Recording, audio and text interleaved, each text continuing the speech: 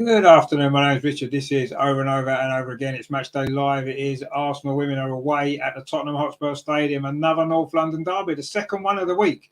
We won the last one on penalties on Wednesday night in the Continental Cup. Can we beat our rivals again? They've never beaten us in the league. In fact, they've never even got a point off us in the league. So it's a big game. If we win, we'll go 3 points clear. So come and join me for all the action. And it's coming up after this.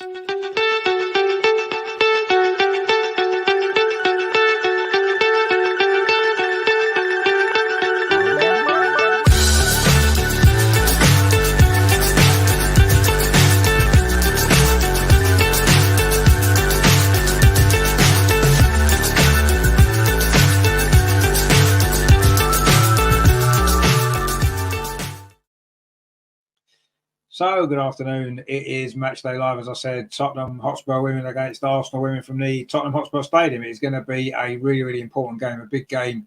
A North London derby. What more can you want on a Saturday afternoon? Brilliant, brilliant stuff. Right, so what we've got for you is we've got your team news. Of course, we've got your team news. What else would we not bring you? This is how the teams line up then for this game today. So for Arsenal, then it's Manu Zinsberger in goal. Back four, Katie McCabe's right back, Lotta Ruben-Moy, Amanda Illister and Steph Catley at left back. So there's, three changes in the back four. Just Katie McCabe again starts. In midfield, Leah Volti, Victoria Palova and Frida Marnham. Of course, Frida Marnham scored the other night. She keeps her place in midfield. And then the front three, totally different front three, starting from the other night. It's Beth Mead, Alessia Russo and Caitlin Ford. So it's just one change, isn't it, from the Chelsea game? Frida Marnham comes in for Kim Little, of course, who is still injured. On the bench then for Arsenal, Sabrina D'Angelo, the goalkeeper, Jen Beattie, Leia Cadena, Noel Moritz, Kyra Cooney-Cross, Katrina Kuhl, Viviana Miedemar, Chloe Lacasse and Stina Blacksteny. It's not a bad bench, is it? For Tottenham, and this is how they line up. It's Barbara Votikova in goal. Their back four is Angard James, Ivana Bula, Molly Bartrip and Ashley Neville, the same back four and goalkeepers the other night. In midfield, it is Ramona Peltzelberger, Grace Clinton and Kit Graham, again the same as the other night. And then in their front three is Silan Bizet, Martha Thomas and Beth England, who captains the side. She comes back in, just been injured, of course. It's only her second appearance of the season. On the bench then for Tottenham today, Rebecca Spencer, Shalana Zarkowski, Amy Turner, Asmita Ale, Ria Percival, Ellie Brazil, Gracie Pierce, Rosanna Ayala and Jessica Naz, who scored them 2 goals in the week. So what we're making of that team lineup then, guys, obviously pretty similar to the team that played against Chelsea, just obviously Kim Little is injured, isn't she? So Frida Marnham comes in, keeps her place from the other night, of course, which she did score in that 3-3 draw. And we've got some comments in already. Jocelyn says there, let's go Gunners indeed. Greg's with us again. How you doing, my friend? He says, afternoon. All looking forward to a Spurs thrashing. Well, let's hope so, mate. Let's hope so. I'm sure it will. Gunner Dan says, 40 indeed. Steve says, hi, Rich, go Gunners. Get your score predictions in, guys. What are we thinking? Obviously, the other night we let in some soft goals. Not our main defence were playing or our first choice defence were playing. They are today. I think we're going to be a lot more solid. Since that first half at Leicester, we've only conceded, 2 goals in 3.5 games. So with this back four and goalkeeper, so I'm pretty confident that we're going to win this game fairly comfortably. You could see the other night that every time we came forward, we looked like we might score. If it wasn't for the silly mistakes at the back, I think we'll be okay. So I think Tottenham may well score. They've got Beth England. She's good for a goal, isn't she? Martha Thomas, of course, WSL top scorer. She scored the other night. She's good for a goal. So I do think Tottenham will score. They're at home as well. But I think Arsenal win. I said 4-1 on the show last night. I'm going to stick with 4-1. And we'll take that, won't we, and move on, which should be good.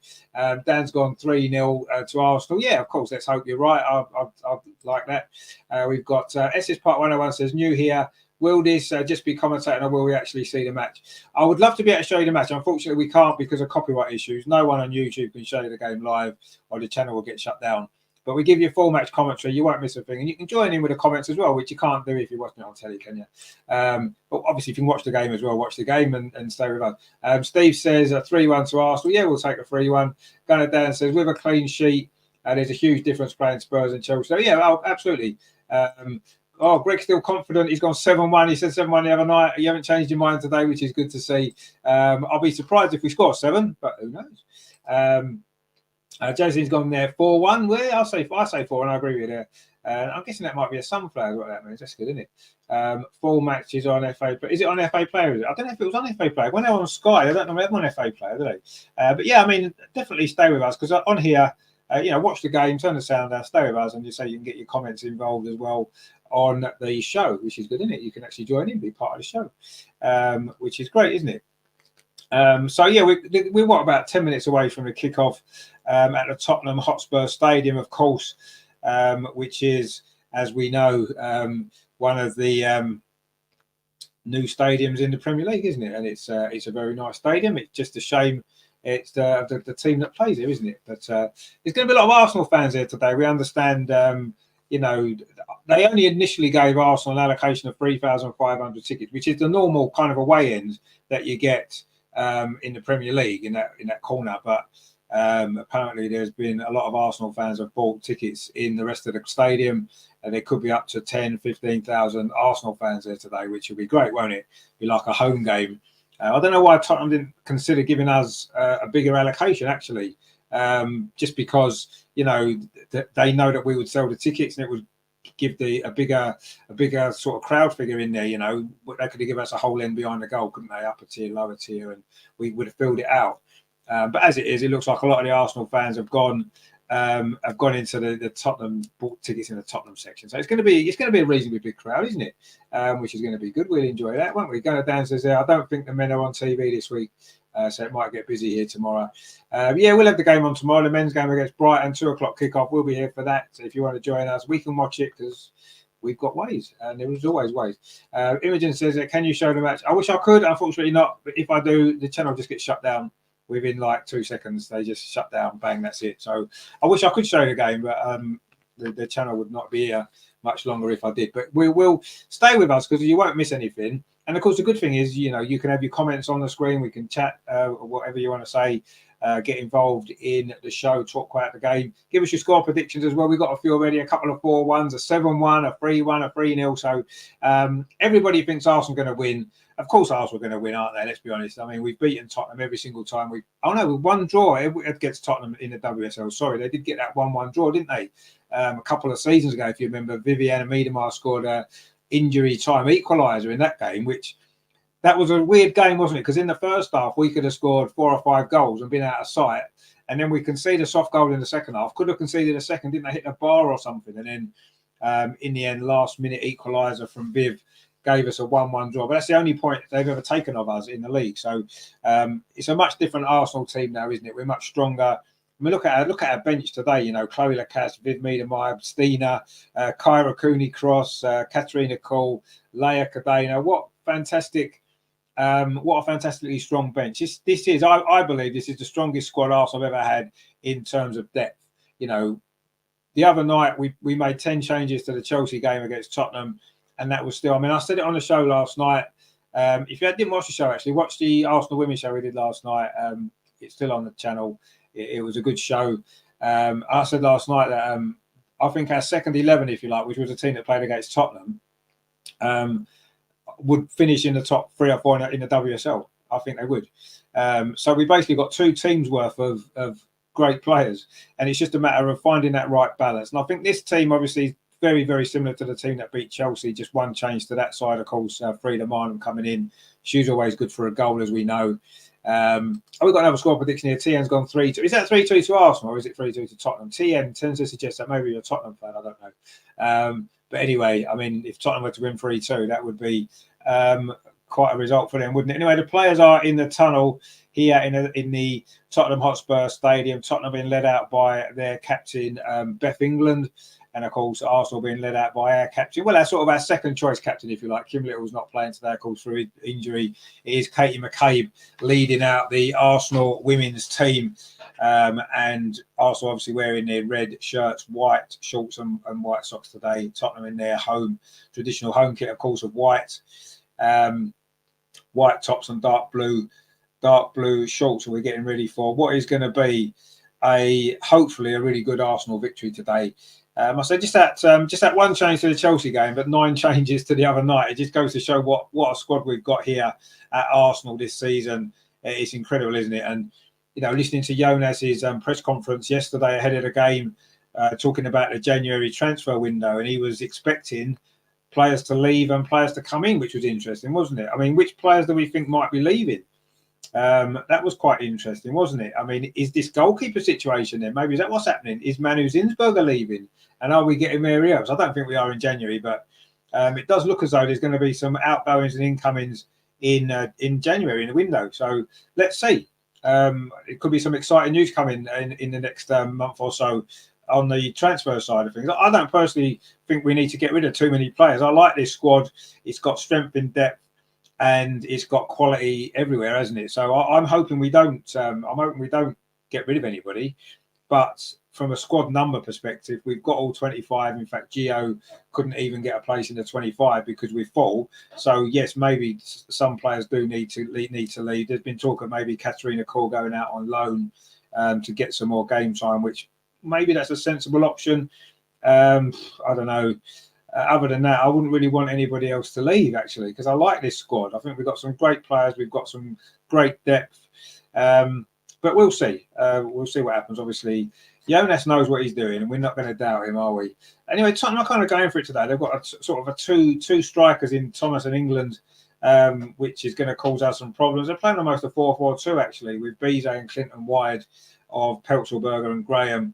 And then I say Thomas and England up front. So it's quite an attacking lineup from Tottenham. Arsenal, of course, just playing their usual system. Well, it's kind of like a 4-2-3-1, isn't it? I suppose, realistically. It's sort of a hybrid 4-3-3, really, isn't it? But basically, Leah Walty and Vicky Palova will sit a little bit deeper. Frida Marnham's got that room to roam kind of alongside Beth Mead and Caitlin Ford, of course, supporting Alessia Russo, who will drop in and link the play as she does like to do, of course. And 2 goals last week for her. Brilliant performance. There was a lot of brilliant performances last week. I personally thought Vicky Palova was outstanding in that game. So let's see. Dan says, according to Terry, Havertz plays like a girl and he want him to leave. Yeah, he's not a big fan of Kai Havertz, is he, Terry? Although he's playing a lot better lately, Kai Havertz, isn't he? So we'll see. Yasmin says, is this going to be commentary or live video? Just commentary, I'm afraid. We can't show live video due to copyright issues. It just gets shut down. I did do it once before, and the show literally lasted about 10 seconds, and we were shut down for about 6 months. So it's not worth the risk, and it's pointless anyway because you wouldn't see it. You won't see it on YouTube because there's just no way they can show it, unfortunately. Rowena says another couple of Russo goals today, I reckon. Would be nice, wouldn't it? To be honest with you, I don't care who scores today. Stay with us though, Yasmin, because what we'll do is you can put your comments on, you can talk about the game with us, and if you can find the stream somewhere to watch it, even better, and then turn the sound down and just stay with us. That's what a lot of people do. Anyway, we just get ready for the kickoff here at the Tottenham Hotspur Stadium. It is the first time Arsenal women have visited this particular stadium. We did play at the old stadium, White Hart Lane, in 2019, I think it was, and we won 2-0. Oh no, was it in this stadium actually? I can't remember. We did play them away anyway in the men's stadium. No, it's not the men's stadium; it's the club stadium. I do apologise. It looks like it's going to be Tottenham to kick off. They're attacking the goal to our left in this first half, saying white shirts, dark blue shorts, and white socks. Arsenal in red, of course, as you would expect. But it's going to be Tottenham to get us underway. It's a fairly mild December day in North London, fairly mild December day everywhere. Alessia Russo and Beth England, they're just having a little conversation before we get going here. And we are off and underway. Tottenham have taken the centre now. Kit Graham plays the ball forward up that far side, headed away by Leah Walty. And Arsenal winning it back in midfield with Victoria Palova. But Tottenham have picked up the loose ball, and it's Ashley Neville playing at left back again, as she did the other night. LG says, unfortunately, the game is not available for viewing where I am. Well, stay with us, my friend, and we'll keep you updated with everything that's going on. It is a throw on this near side to Arsenal. Katie McCabe playing right back. So we've got a right back playing left back, and Tottenham have got a right back playing left back as well, which is strange. Actually, no, Katie McCabe playing right back. Bit strange, isn't it? No, she's not. She's playing left back. What am I talking about? No, she's playing right back. Yeah, Katie McCabe's playing right back, sorry. And Ashley Neville's playing left back for Tottenham. We've got a Tottenham fan in Ruth. How you doing? Come on, you Spurs. Well, yeah, but they're not going to win, are they? So Anyway, good to see you with us. Hope you did enjoy the game. And Tottenham have started pretty well, knocking the ball around. I think they'll be quite confident after the 3 goals they scored the other day because they did well, didn't they? Eleanor is in with us. I hate it when Sky calls you to have to buy Sky. No, never buy Sky Sports. No. Don't buy Sky Sports. Please don't. There's plenty of ways of watching it without buying Sky Sports. Trust me. Anyway, also won the ball back high up the pitch with Caitlin Ford. She's got such a good record against Tottenham. Plays the ball in to Frida Marnamar. Touch was a bit poor, actually, just on the edge of the box there. Almost an early opportunity for Arsenal. Great work from Caitlin Ford. She scored 11 goals against Tottenham in 10 appearances against them, if you don't include the other night, which come on as a sub, obviously. She did miss her penalty, actually, funnily enough, against him. LG says the 2019 match was the first ever North London derby in the new stadium. That is, yeah, it was, yeah. We won 2-0. Viv Miedemar scored. I remember that. That was a good game, that, wasn't it? 2-0 victory for Arsenal. Yeah, that was, would have been, yeah, of course it would, because that was just before the lockdown, was it? Anyway, Russo now on this near side, getting clear for Arsenal.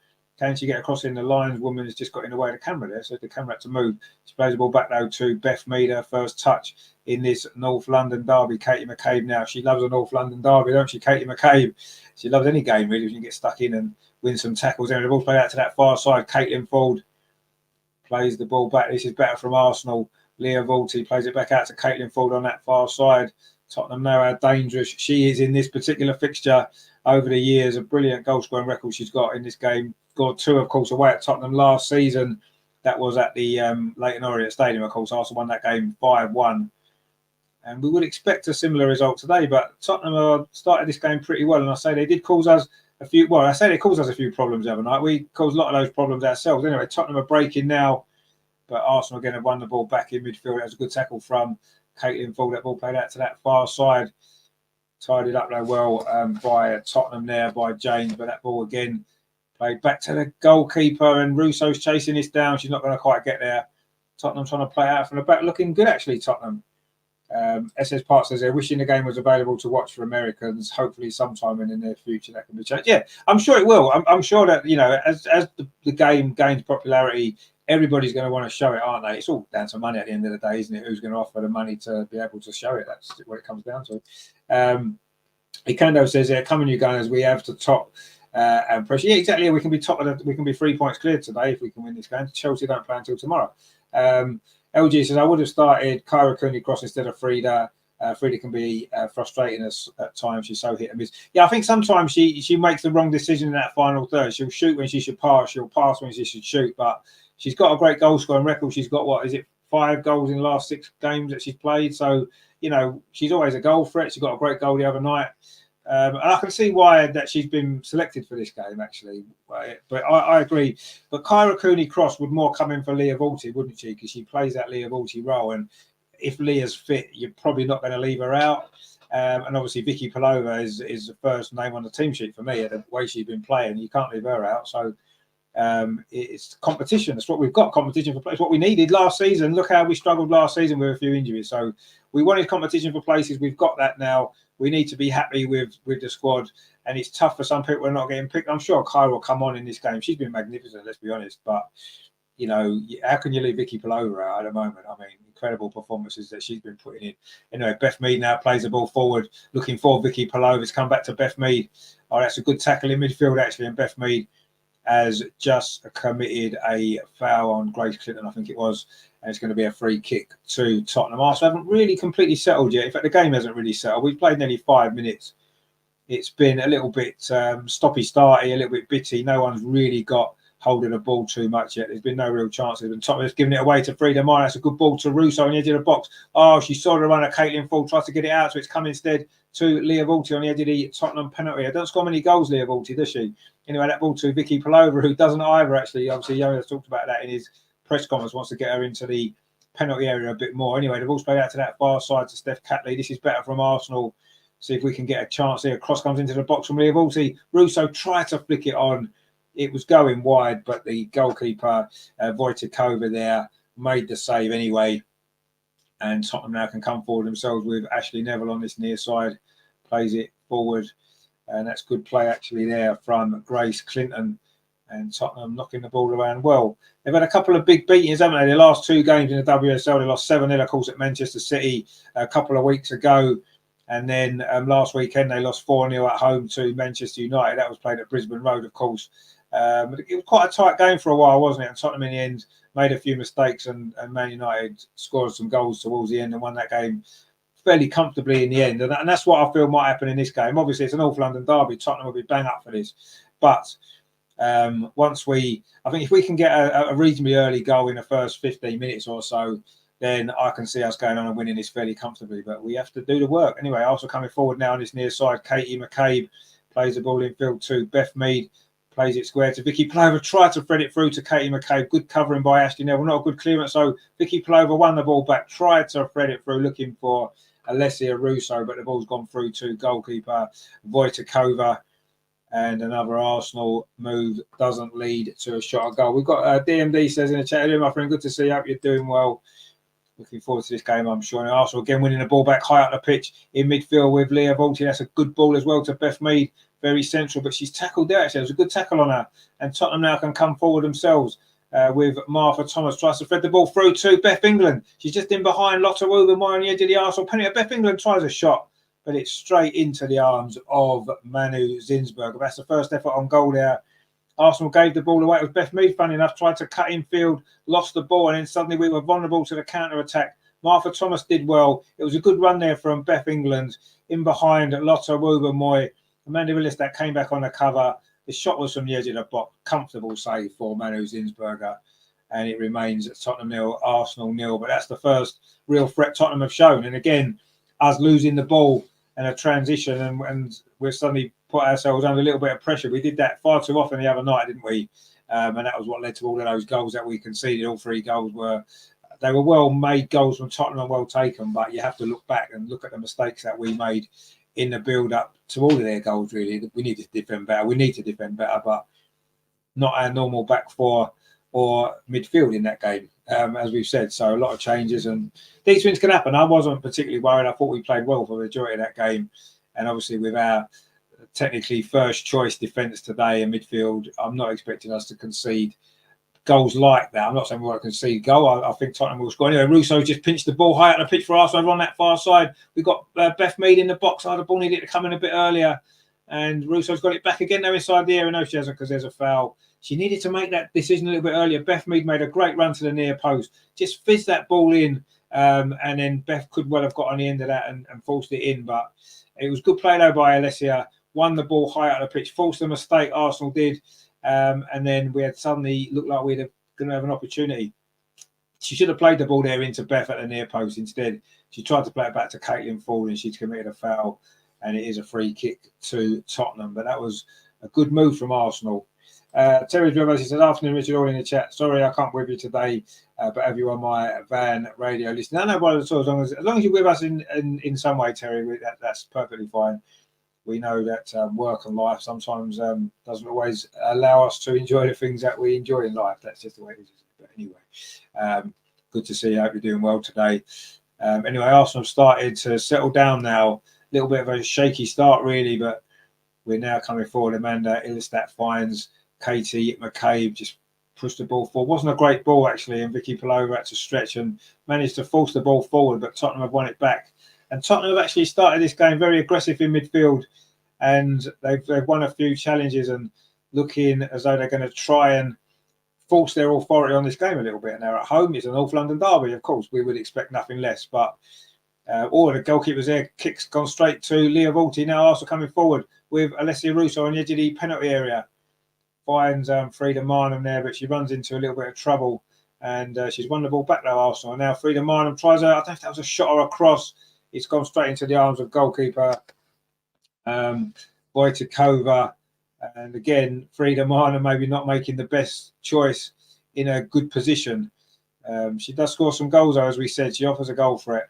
But Tottenham are offering a goal threat now with Martha Thomas. Finds Beth England on this near side. The Tottenham captain threads it through again, looking for Martha Thomas. She gets there, actually, surprisingly. She didn't look as though she was favourite to get that ball, but she has done on this near side. Steph Catley's come across from left back to this right-hand side, and that ball then's put out of play by Vicky Palover, who wins it back. But Ashley Neville on this near side for Tottenham with the throw. But Arsenal won it back again. Frida Marnham in a bit of a tight space, but she's going to win a throw for Arsenal. Ashley Neville felt it should have been Tottenham's throw, but it wasn't. It is an Arsenal throw, and Neville has to run back into position. Gloria Joe say, doing good to see you. Come on, you Gunners. Indeed, come on, you Gunners.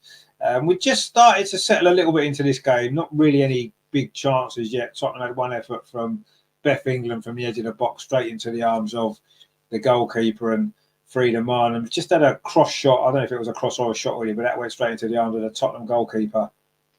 It's been a little bit scrappy, but when Arsenal got the ball down and knocked it about, we've looked quite good.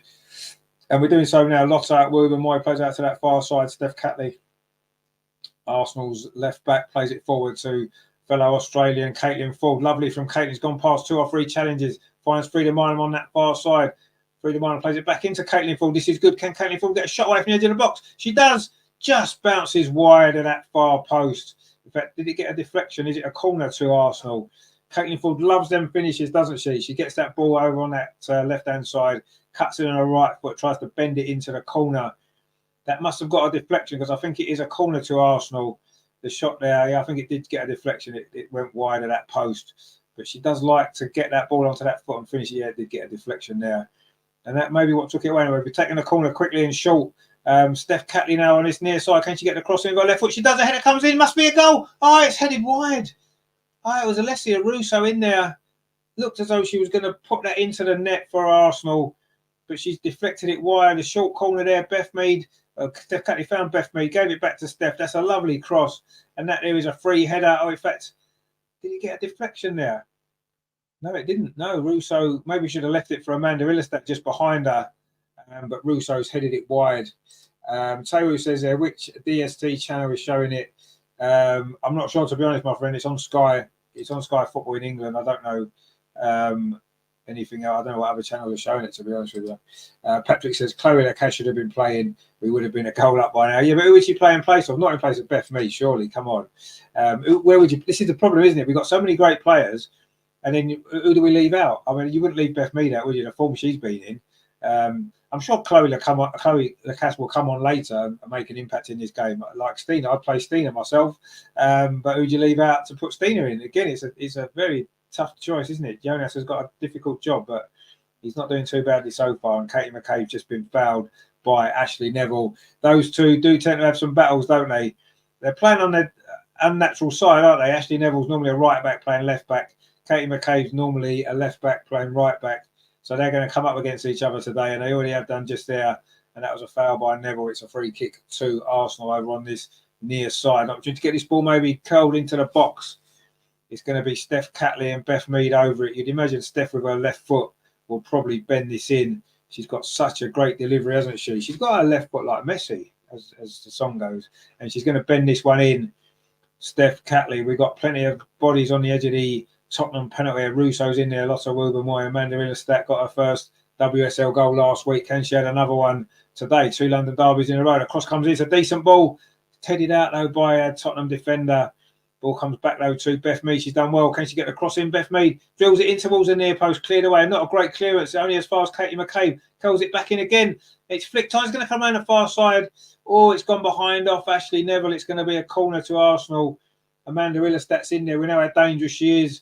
She's got 2 goals in her last 3 appearances, because she didn't play the other night. And she's always dangerous from these situations. And she was trying to get on the end of that ball. In the end, Ashley Neville shuffled it behind. It's a corner over on that far side to Arsenal. This is going to be Frida Marlin, I think, with this one, curling that in. It's a decent ball to the near post. Russo gets on the end of it. It's blocked. I think it was Martha Thomas that blocked that, actually, doing her defensive duties there, the Tottenham striker. And Tottenham managed to get that away. It's gone all the way back to Manu Zinsberger, all in black today. The Arsenal goalkeeper plays that ball out to Leah Walter. That's a good ball up that far side. This is good play from Arsenal. Beth Mead plays it into the box. Header comes in. Oh, it was Caitlin Ford. It was on the end of that. Lovely play that was. A lovely ball in. Beth Mead popping up on that left-hand side. Caitlin Ford playing in the centre-forward position. Was trying to get her head on the end of that. Did she get there? Did she get a touch on it? Well, she misjudged it a little bit. She didn't really get any contact at all. And the ball went harmlessly behind. But another good ball into the box. And Arsenal starting to apply some pressure now to this Tottenham defence. And starting to create a few half chances. Nothing major yet. There's been no big opportunities for Arsenal, but we're starting to settle in. We're starting to dominate the possession. Oh, that's a poor ball given away, though, in midfield there by Vicky Palova. And what does she do? Goes and wins it straight. Sorry, Leah Vulty goes and wins it straight back. And that's a good ball up that far side. Caitlin Ford. Can Arsenal get a chance here? Caitlin Ford on the far side, cuts inside the penalty, tries a shot. It's hit the post. Oh, so unlucky from Caitlin Ford. She loves a goal in the derby. Almost got one there. And Amanda Willistat there has just fouled Beth England. But that was the nearest we've come to a goal. It was Caitlin Ford. Brilliant play that was there from Arsenal over on that far side. Leah Vulty lost the ball, won it straight back. Brilliant tackle. And then it was a lovely ball as well up that far side. It was Caitlin Ford there. She cut in onto that right. But what I said before, inside the penalty area, tried that shot. He beat the keeper, hit the inside of the post and came out. So close to the lead there for Arsenal. What a great effort that was. The goalkeeper flapped at that a little bit. It was a good strike. And it's just gone behind for a corner. Leah Vulty there. What a brilliant tackle. She's just given the ball away. And that's what you do. If you're giving the ball away, win it straight back. And that is what Arsenal did. And it almost led to a goal. Bizet actually got injured there in that tackle from Leah Vulty. It wasn't a foul. It was a fair tackle. She just come out of that and needed a little bit of treatment there. The Tottenham player, the Norwegian, Stellan Bizet, who's had a decent season for them, isn't she? So Arsenal have taken this opportunity to go over and get a drink, have some chat with Jonas. But there's another Tottenham player down as well, getting some treatment. And just a few little issues there for Tottenham. I think that's Bula, the defender. She had to go off the other night with an injury. But anyway, Arsenal just had a little breather there. We've just started to turn the screw here in this game. We've played 17 minutes and there's another Tottenham player gone down. Going to probably need some treatment. Looks like a hamstring injury potentially here. So they might have to make an early change, Tottenham, in this game, which would be... No, she's shaking her head there. It looks like they are going to have to make a change, Tottenham. And it seems as though that is what is going to happen now. That's unfortunate, isn't it? Just 18 minutes played. It looks like a hamstring injury. So I think that's the same defender, Bula, who went off at half time the other night. And I think that she's going to have to depart from the game, unfortunately. And it's going to be Amy Turner coming on, who replaced her on Wednesday and scored that own goal, actually, didn't she, Amy Turner? She's going to get a bit longer to play today, and they've made that change now. And it is Bula's gone off and Turner's gone on, just as was the other night. And yeah, that's a shame, isn't it? Just 18 minutes into the game. Looks like a hamstring issue there for the Swiss defender. But anyway, Arsenal suddenly coming straight forward from that restart. And we're coming forward down that far side. Steph Catley's got the ball for Arsenal. Plays it out to Caitlin Ford. Just hit the post just a moment ago. So close to giving Arsenal the lead. Now the cross comes in again from that far side, but Tottenham deal with that one. And now they can clear the ball away. Dan says 6 shots, none on target. Need to put these chances away. Yeah, no, we need to. We need to, yeah. I mean, is it 6 shots we've had already? Well, it didn't seem like that many, did it? I suppose Chloe Lacass's, Caitlin Ford's one was deflected. Caitlin Ford didn't hit the post. That's 2. Frida Marlham's, I guess, was a shot. That was on target, though, wasn't it? But yeah, no, we need to start creating some clearer chances and putting away. Absolutely, yeah. But I'm sure it's going to come. I'm not worried. We're starting to play well. We're starting to really get on top. We're causing Tottenham a few problems, and I'm sure the goal will arrive sooner or later. But we've got to find one. I say we've been scoring a lot of goals lately, so I'm sure we will find the back of the net eventually. But yeah, we do need to be a little bit more clinical when we get there. But it's not something that you can really accuse this team of much this season, because certainly in the last few games we've been scoring lots of goals. 6 against Leicester, 3 against Brighton, 3 against West Ham, 4 against Chelsea, 3 the other night against Tottenham in the Cup. So we're certainly not struggling to score goals, are we? And I'm sure the same will be the case today. We've played 20 minutes. There will be a little bit of stoppage time, of course, that injury there and some treatment. And I say Tottenham had to make that early substitution. The ball's just gone behind there, ricocheted off Alessia Russo. It's going to be a goal kick to Tottenham. And yeah, we just haven't quite clicked going forward in that final third as yet, but it's still very early days in this game, as we said. We're not even halfway through the first half yet. We are the better team, as we would have expected to be, but it's all about scoring, isn't it, when you're on top of Leah Vulti now. That's a nice ball into Frida Martin. Great play again from Vicky Pelova in a tight space. Look at that. Brilliant play from Vicky Pelova. Finds Frida Martin on the edge of the penalty area. She's got Beth Mead outside. Can Beth get the cross in? The ball wasn't great, actually, but Beth Mead's done well. Gets past that. Oh, she's fouled. Surely that's a penalty to Arsenal. Oh, the referee hasn't given it. Looked like a clear foul on Beth Mead. She gets to her feet almost laughing at the decision. It was a laughable decision by the referee there. How is that not a penalty? Surely she was fouled by accident. She got the wrong side of the Tottenham defender, got into the area. Surely she was clipped. We haven't seen a replay yet. Arsenal still coming forward. This attack hasn't finished yet. Katie McCabe threads that ball through. Ashley Neville's there again. Surely that was a penalty, wasn't it? Anyway, we might see a replay of that now. There's a Tottenham free kick midway inside the Tottenham half.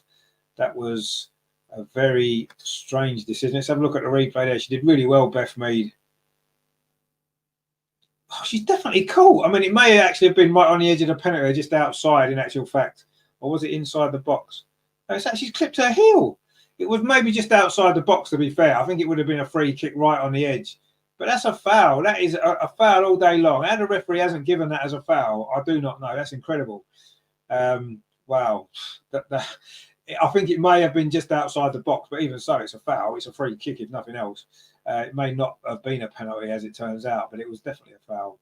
Strange decision there by the referee. Of course, the women referees have been in the news, haven't they, with Rebecca Welsh, of course, due to referee a Premier League game over Christmas. I've never been that impressed with her when she's dressed in the WSL, actually, so how that's managed to happen, I don't know. Let's hope Joey Barton's not right and it's not a box ticking exercise, because I don't think is she the best ref in the WSL?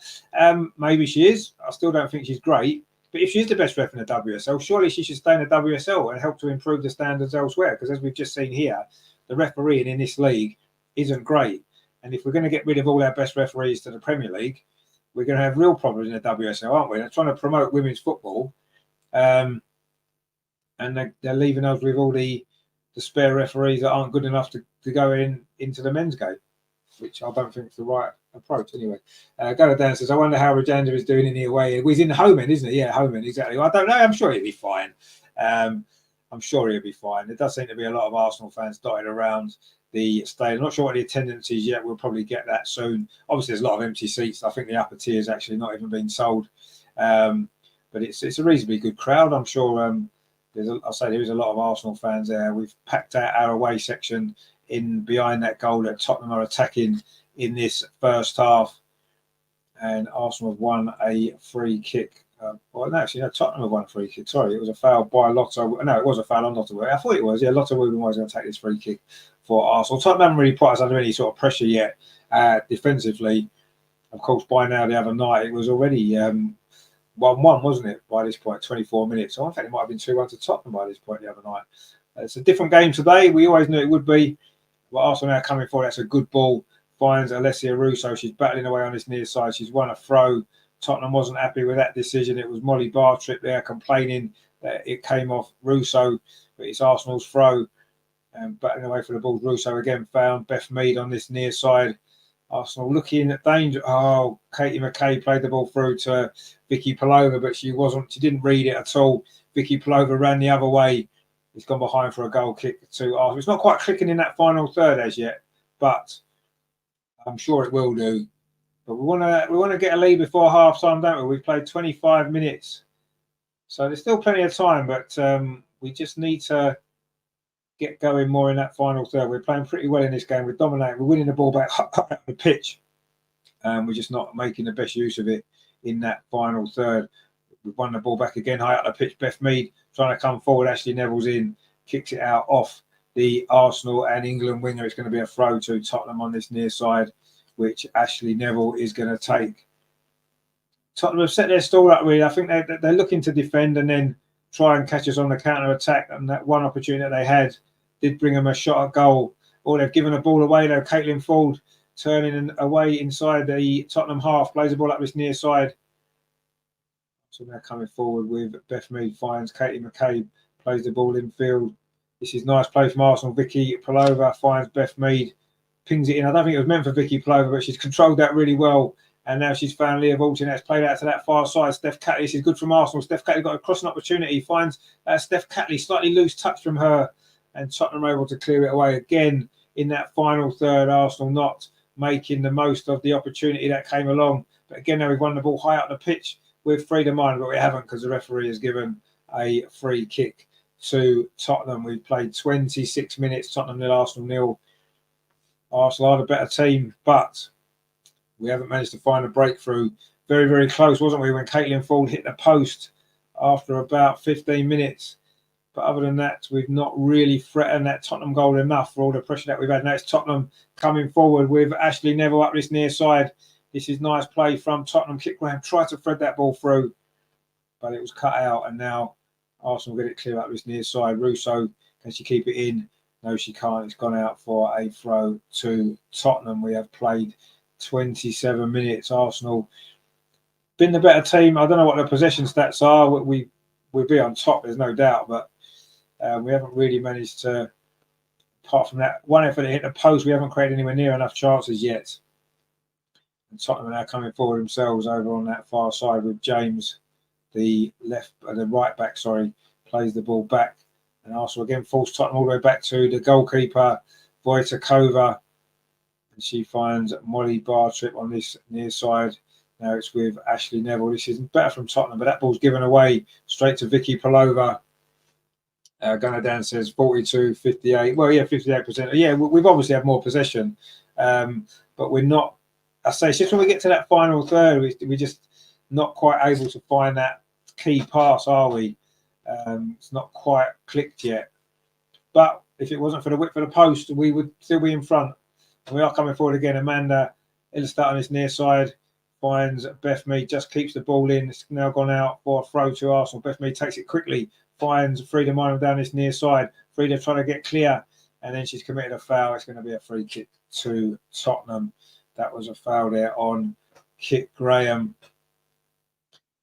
Frida just a little bit too eager, over eager maybe there to win the ball, and gave away the free kick with this deep inside the Tottenham half on this near side. It's going to be Molly Bartrip to take it. Goes long towards halfway. Katie McCabe wins the header. Tottenham try and win the loose ball. Beth Mead's in there battling for it, but the referee didn't like that. And it's Martha Thomas who's been fouled. And it is a free kick to Tottenham. Martha Thomas, it was, scored the opening goal the other night in that 3-3 draw in the Continental Cup. Arsenal got a bonus point on penalties, and that puts us in a very strong position to qualify into the quarterfinals of the Continental Cup. We just need to beat Reading away in January, and that will put us into that quarterfinal. Beth England, has just gone down for Tottenham. Looks like a blow to the face, and she's going to have to go off potentially for some treatment. Is she? She's back on her feet again. Looks like did she get caught on the nose there? Didn't see what happened actually, but anyway, she's back on her feet again. It doesn't look like she's got any blood. And it is going to be a drop ball, which I think is going to be an uncontested drop ball because Arsenal had possession, but the referee stopped the play because Beth England had gone down with a facial injury, and she seems okay now. So Amanda Illestat's going to get this game restarted. Plays the ball back to Manu Zinsberger. We played nearly half an hour. Tottenham 0, Arsenal 0. Arsenal have been the better team, but if you're the better team, it doesn't matter if you don't take the lead because you can easily concede a goal in football. That's the way it goes. Russo couldn't hold that ball, and Tottenham have picked it up again, and they're trying to come forward, but that's a poor ball. In fact, Arsenal almost cut it out with Leah Vaulting. She lost it and won it back again, and now we've got a chance of, she's given a free kick to the referee inside the centre circle. See, I didn't think that was a foul. I thought Leah Vaulting just won the ball, but the referee didn't like it, and Tottenham now trying to come forward again, and there's another foul, and it's going to be another free kick to Tottenham. That was Beth Mead again. She's committed 2 or 3 fouls, Beth Mead, actually, and maybe she's going to be close to a yellow card if she carries on. But anyway, it is a free kick to Tottenham on this, on about halfway, just slightly over on this near side. Tottenham's left. It's going to be Molly Bartrip again to take it for Tottenham. Everybody's lined up on the edge of that Arsenal penalty. It's going to be an opportunity for Tottenham to get a chance at goal. Ball comes in from Barship. It looks like it's overhit, and it's going to run comfortably into the arms of Manu Zinsberger, and no problem there for Arsenal. Now Steph Catley over on that far side, plays the ball back to Lotta, into Leah Volti. Backed into a little corner there, Leah Volti, but she gets out of it well, plays that ball up the far side. Frida Minham does well. This is good from Arsenal. Caitlin Ford tries to find Vicky Plover, but the ball's just slightly behind her, and Tottenham have picked it up in a dangerous position. The ball's played through. Good defensive deflection actually there from Vicky Plover. Now Plover finds Beth Mead. She's got a little bit of space on this near side. Beth to run into. She's got Alessia Russo ahead of her. It's Frida Minham as well. That's a lovely ball switched out to that far side to Caitlin Ford. Caitlin Ford now looking to have another run back at this Tottenham defence. Plays the ball back to Leah Walty, touches it off, gets it back again. Arsenal looking to try to find this breakthrough. Frida Minham, a little bit of space here, does well. Plays the ball back to Leah Walty. And now Lotta Wilbermoy inside the centre circle. Plays it back out to Leah Walty again. Plays out to that far side. Caitlin Ford. Can Caitlin Ford go around the outside? She does. Gets a cross in. Oh, it's a little bit too high for Alessia Russo. Headed out by Tottenham. Finds Vicky Plover. Gets out to that far side again. This is good pressure from Arsenal. Caitlin Ford again in possession. Almost trying to play a 1-2 with Frida Minham, and the ball is just cut out. Nice play again from Arsenal there. Tottenham now looking to try and come forward themselves. That's a long ball. Flicks up. That's a good ball actually up this near side. A really good ball. And Tottenham can now come forward themselves. It is Grace Clinton in possession. Played the ball forward for Ashley Neville. Not a good ball. We've got a comment there. FA player, no live video, just sound. Anyone here know how to fix it? You can't fix it. The FA player can't show the game because it's on Sky and they don't have the rights to show it. So the FA player won't show the game. You can't fix it. There's no fix. They won't be able to show the game for you. Russ says, evening everyone. Good to see you, my friend. Hope you're doing well. Hope you're enjoying the game. It's a good play from Arsenal, but we're not quite able to make that breakthrough yet, are we? Very close with that effort that's hit the post. And there's a foul there on the Arsenal captain, Katie McKay, by Grace Clinton, on loan, of course, from Manchester United. Been in the England squad lately, hasn't she, Grace Clinton? Didn't get on, of course, but be a good experience for a young player coming through. I'm sure she's got a bright future ahead of her. Caitlin Ford over on that far side. Plays the ball up the line, looking for Frida Minham over on Arsenal's left-hand side. Cutting in field now. Can she get a cross in? Instead, she just touches it back to Steph Catley. You know how dangerous her crosses can be, but instead she finds Leah Walty. Tottenham keeping their shape well, actually. And Arsenal find it difficult to break through. Amanda Illistat plays it forward again to Beth Mead. A little bit of space. Plays it in to Alessia Russo, but she had a defender right behind her. And Ashley Neville can complete the clearance. But Arsenal again have won the ball back. Beth Mead gets it away from Beth England. Now Vicky Plover. She finds Russo on this near side. Can Russo get across in? Ashley Neville's across. And good defending, actually, from Ashley Neville. She's a good player, isn't she? And that's gone behind for a goal kick. Wasn't the best ball, actually, to Russo, to be honest. But anyway, it's gone behind for a goal kick. And Viv Miedemar has just come out to warm up. I'm sure she's not going to be coming on quite yet. We've only played 34 minutes, but she's coming out for a warm up anyway. The Tottenham trying to come forward now up this near side. Good play there from Grace Clinton again. But she runs into Vicky Plover. Oh, the referee's given a free kick. I just thought Vicky was a little bit stronger there, actually, than Grace Clinton. But the referee decided she didn't like that challenge. And it is going to be a free kick. You have to say how brilliantly Vicky Plover has settled in this season. I think that, you know, she only joined in January. And, you know, she was a little bit inconsistent, wasn't she, last season? She had some good performances, but she seemed to lack something. Not quite sure what it was. But this season, she's been brilliant. Every game she's played, she's fantastic. She's added an extra little bit of physicality in midfield that we was lacking. And she's very, very good with the ball as well. Anyway, Beth England has just run that ball out of play on this near side. And it's going to be a throw to Arsenal. 10 minutes till half-time. It is Arsenal 0. Well, Tottenham 0, sorry, Arsenal 0. And Arsenal haven't really looked like scoring too often in this game. Just that Caitlin Ford shot that came back off the post is the nearest that we came to taking the lead. Although we're playing reasonably well, it's a totally different game to the other night, isn't it? Where the goals were flying in right, left and centre. There was mistakes. There was some good finishing.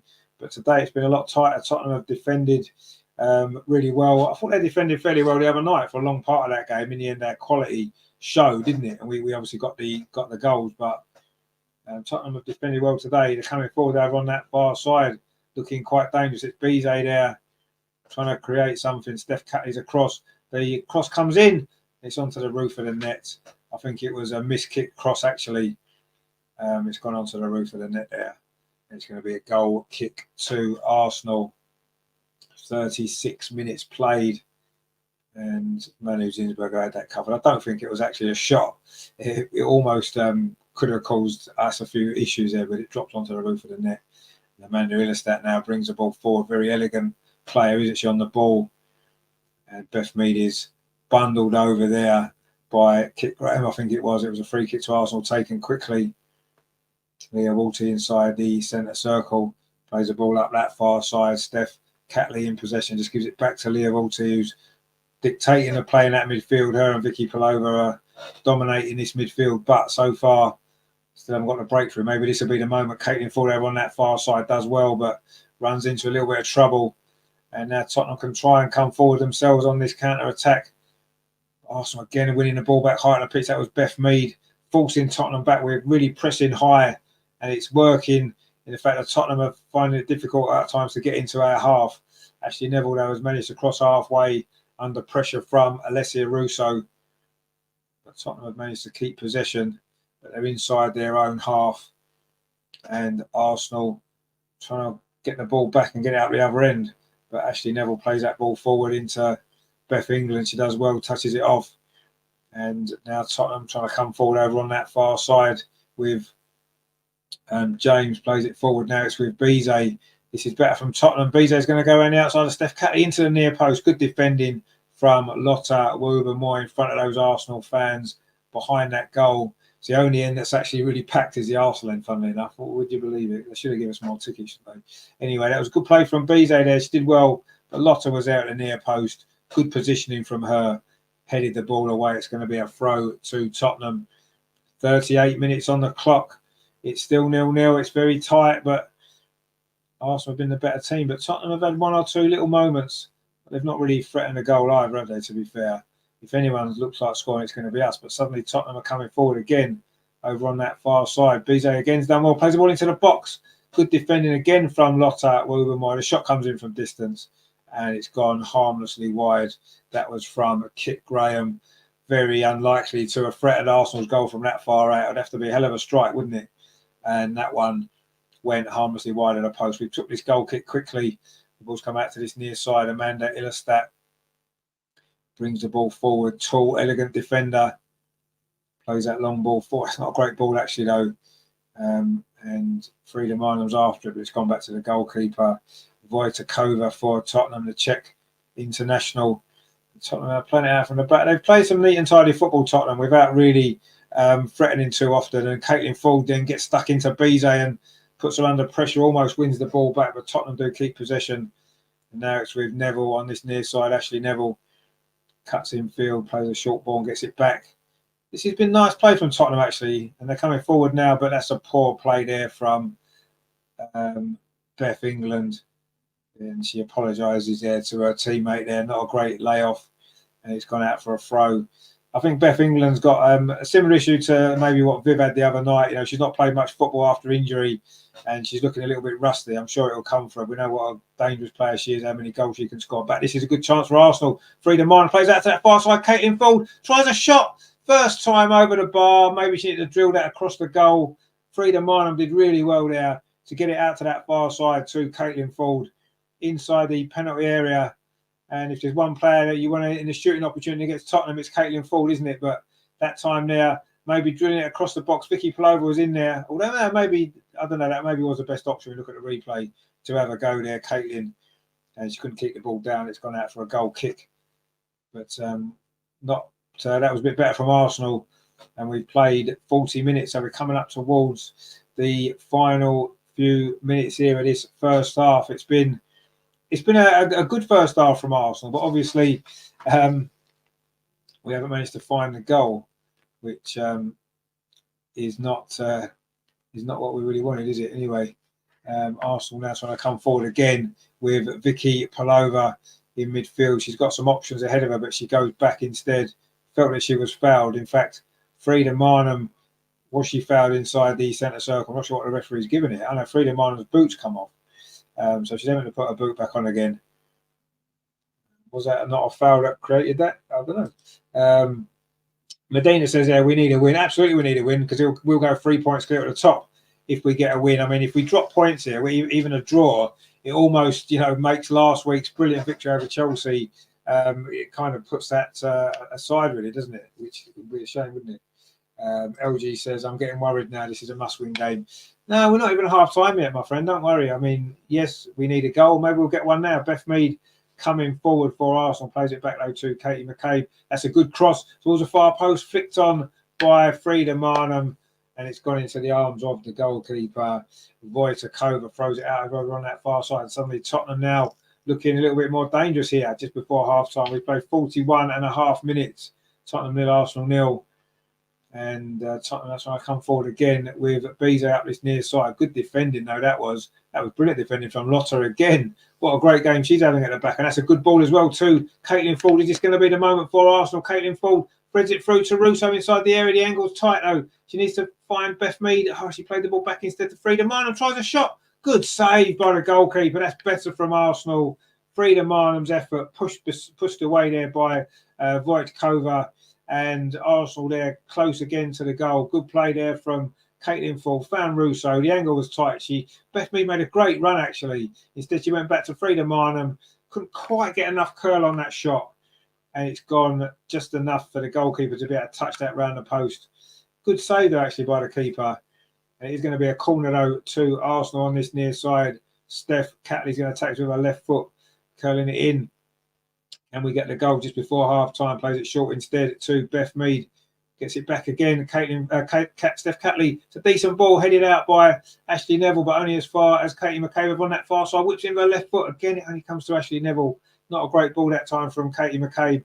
And now Tottenham trying to launch a counter-attack with Bize. Good tackle again from Leah Walty.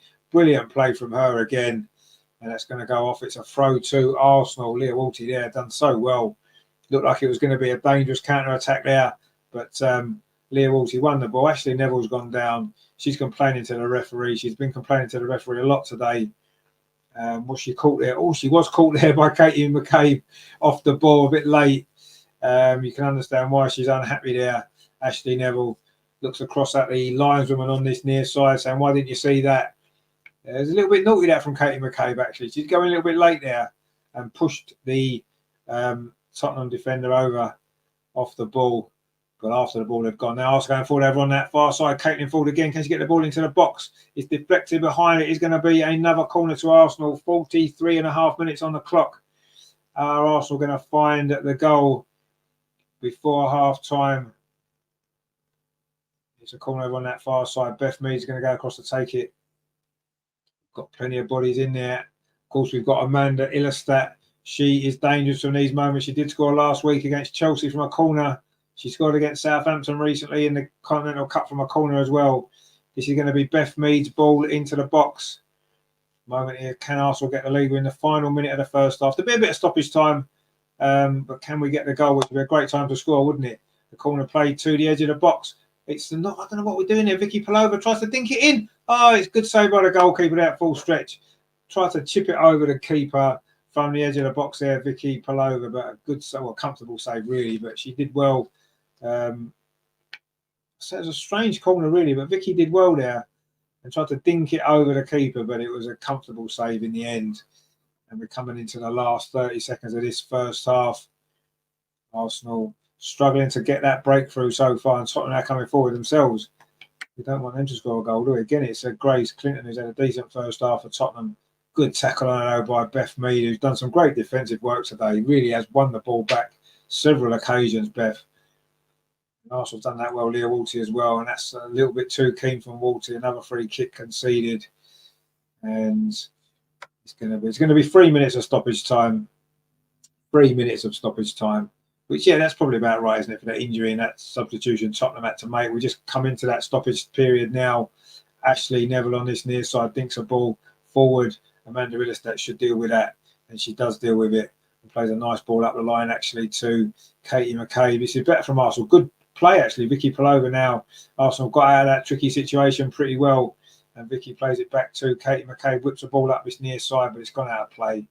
Looking for Alessia Russo, and it is going to be a throw to Tottenham. We have played almost a minute of the free of stoppage time at the end of this first half. Still awaiting this breakthrough. Obviously, Arsenal have been the better team. We've had the better chances. We've had all the chances, really. Hit the post. Had what a good save by the Tottenham goalkeeper. But is that really enough in a game like this so far? No, we need to do more in that final third, don't we? But we've got the second half to come. We will be attacking the goal in the second half where the Arsenal fans are gathered, or most of the Arsenal fans are gathered. I think they're dotted all over the stadium, to be fair. But the main end where the Arsenal fans are, Manuelis that does really well actually, finds Alessia Russo. She's done well, lays the ball off to Vicky Palova in a tight space, finds Frida Minor. We've got a player over on that far side. It's Caitlin Ford again inside the area. Caitlin Ford, Steph Catley's gone outside. Caitlin Ford cuts inside and tries that shot again over the crossbar. She had maybe better options there. Steph Catley on the overlap outside of there. That's where maybe it should have gone. And again, we've maybe not always made the right decision, have we, in that final third? We've played well up to that point, and then that's when it's all kind of, I wouldn't exactly say falling apart, but that's where it's kind of gone wrong for us, hasn't it, in that final third? We just haven't quite been able to find that right final ball. And it's a goal kick to Tottenham, which Wojtkova takes. And Arsenal are going to pick that ball up again inside the centre circle. In fact, it's a free kick to Arsenal inside the centre circle. In fact, it's a little bit further forward than that. It's going to be a free kick to Arsenal. Opportunity maybe at the end of this first half or into the last minute after stoppage time. Can we find this goal before the break? Katie McCabe finds Beth Mead. Beth Mead plays it back in again to Vicky Palova. Now it's with Leah Vulty. Very good half from Leah Vulty. That's a decent cross headed away though by Molly Bartrip. And now Tottenham complete the clearance, but only falls as far as Vicky Palova now. It comes to Leah Vulty again. Threads the ball through to Frida Minor on the edge of the box. She's done well. Can she thread it through to Vicky Palova on its near side? Can Vicky Palova get a crossing, win a corner? She has won a corner off Ashley Neville. In fact, she hasn't. It came back off Vicky Palova. It's going to be a goal kick to Tottenham, and surely that will be that for this first half as we come over the 3 minutes of stoppage time. In fact, there goes the half-time whistle. A little bit of a frustrating first half in many ways. Arsenal have played well. We've had the better chances. Caitlin Ford hit the post. Frida Marlon brought a good full-length save out of the goalkeeper, Wojtkova. Other than that, though, we've not really created quite enough, have we? Tottenham only really threatened once with a shot from Beth England from the edge of the box, which was a comfortable save in the end for Manu Zinsberger. And frustrating at half-time. Tottenham 0, Arsenal 0. We've got it all to do in this second half. And I'm sure we will. You know, we've been the much better team. We've just lacked that little bit of fluency in that final third, haven't we?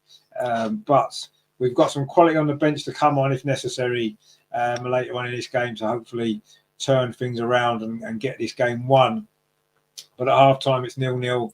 And that's probably a good result for Tottenham at this point, isn't it? And for Chelsea. I'm sure Chelsea would enjoy us dropping points in this game.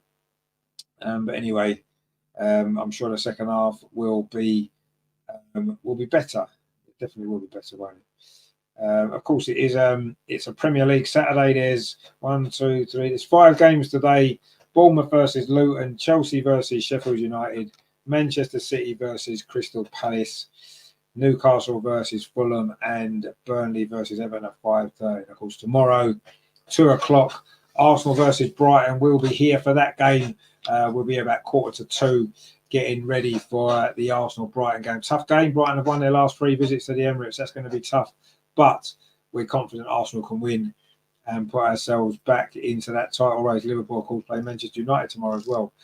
Later on, that's going to be an interesting game, isn't it? Steve says, should have scored 1 goal with all the playoffs. Yeah, exactly. Yeah, the one hit the post. That was a chance, wasn't it? That was the moment there where you felt we were going to score, but we didn't. Robert says, hi, Rich. Hope all's okay with everyone. And yourself, hope you're doing well. Good to see you back. And let's hope that you can bring Arsenal some good luck in the second half, because we're going to need it, aren't we? We haven't quite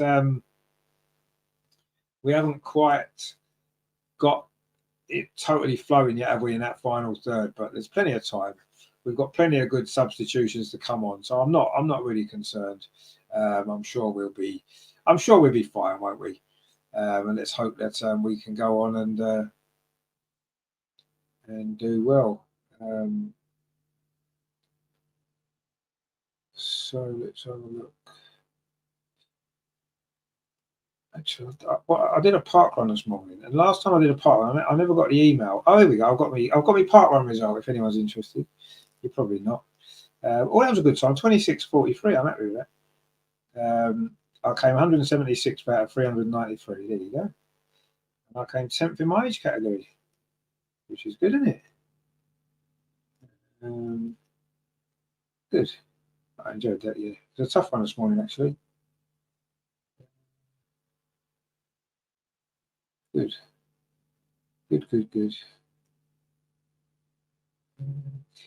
So the person who won, actually, should we have a look and see what the quickest time was today? Someone did it in 16 minutes, 16 seconds. Wow.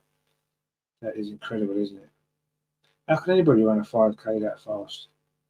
Especially there's a lot of hills in the one we did today. But that was good, wasn't it? There's a lot of people, nearly 400. Nearly 400 did it. Wow. So look, where did Paul come? So look.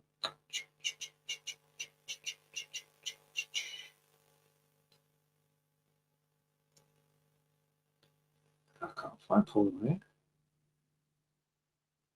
Oh, she's there. She came 378, 36, 35. Good. Anyway, that was what we did this morning.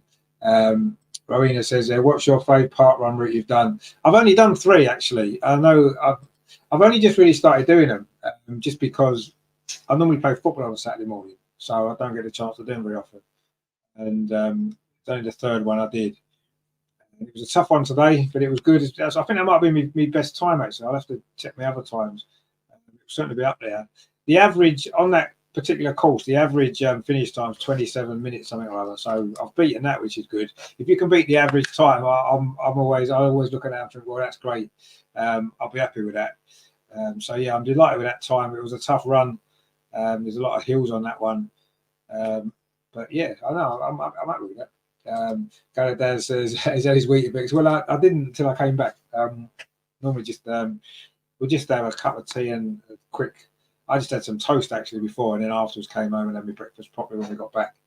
I must admit, I never thought I'd enjoy park runs. I like running on my own, and I like doing like races. I've done the Great North Run or whatever, but I never really thought I'd like park running. I did my first one September. I really enjoyed it.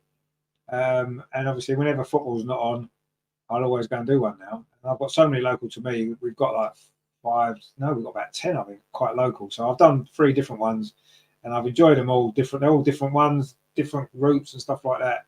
But I've only done 3, so it's difficult to judge exactly yet. But obviously, this was my best time, so I'll say the one today, Whitley Bay, probably been my favourite because it's my quickest time. But it was the hardest one actually.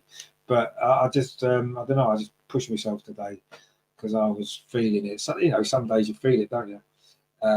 Marina says our local one has cakes and drinks after. Some people just go for the social. Absolutely, yeah. I mean, I think they do in this one as well. I mean, I say I don't go to the same one every week, so I don't really, don't get to know the people and stuff because I'm trying to just try a few different ones out. I mean, Paul has been to more than me because obviously she's free on a Saturday. She doesn't play football, so she goes most Saturdays. She's done about 10 or 11. So she's maybe a little bit more savvy with it all. So I've only really just started doing them, but I'm enjoying it. And I'll be doing one next week. There's no football next Saturday. I'll be doing one next Saturday. We may do a Christmas Day one as well, actually. I'm thinking about it. Get up early and go out, do a park run, and then set you up for the day, won't it? So we might do that, we'll see.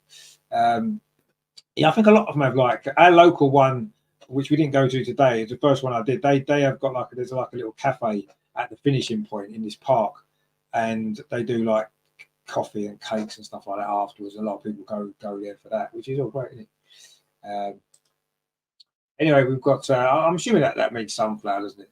And we all know what happens when Arsenal didn't score in the first half. Second half is going to be He's going to be mad. Let's go. Yeah, no, exactly. That we do tend to score more goals in the second half generally, but the last 2 league games, we were 3-0 up at half time against West Ham, didn't score in the second half. Against Chelsea, we were 3-1 up at half time, only scored 1 in the second half, whereas before that, all our goals were in the second half, wasn't it? So, I mean, I'm not overly worried. I think we're playing well, but yes, we need to do more. We need to score more goals, don't we? Or get a goal first of all. And we need to be a little bit more threatening in that final third. But we're certainly playing okay. I've got no issues with the performance. It's just finding that goal, isn't it? Rowena says, get your Christmas hat on for Christmas Day. Yeah, I suppose I'll have to, yeah. I don't think I've got a Christmas hat, actually, to be honest. I'll have to see if I can find one.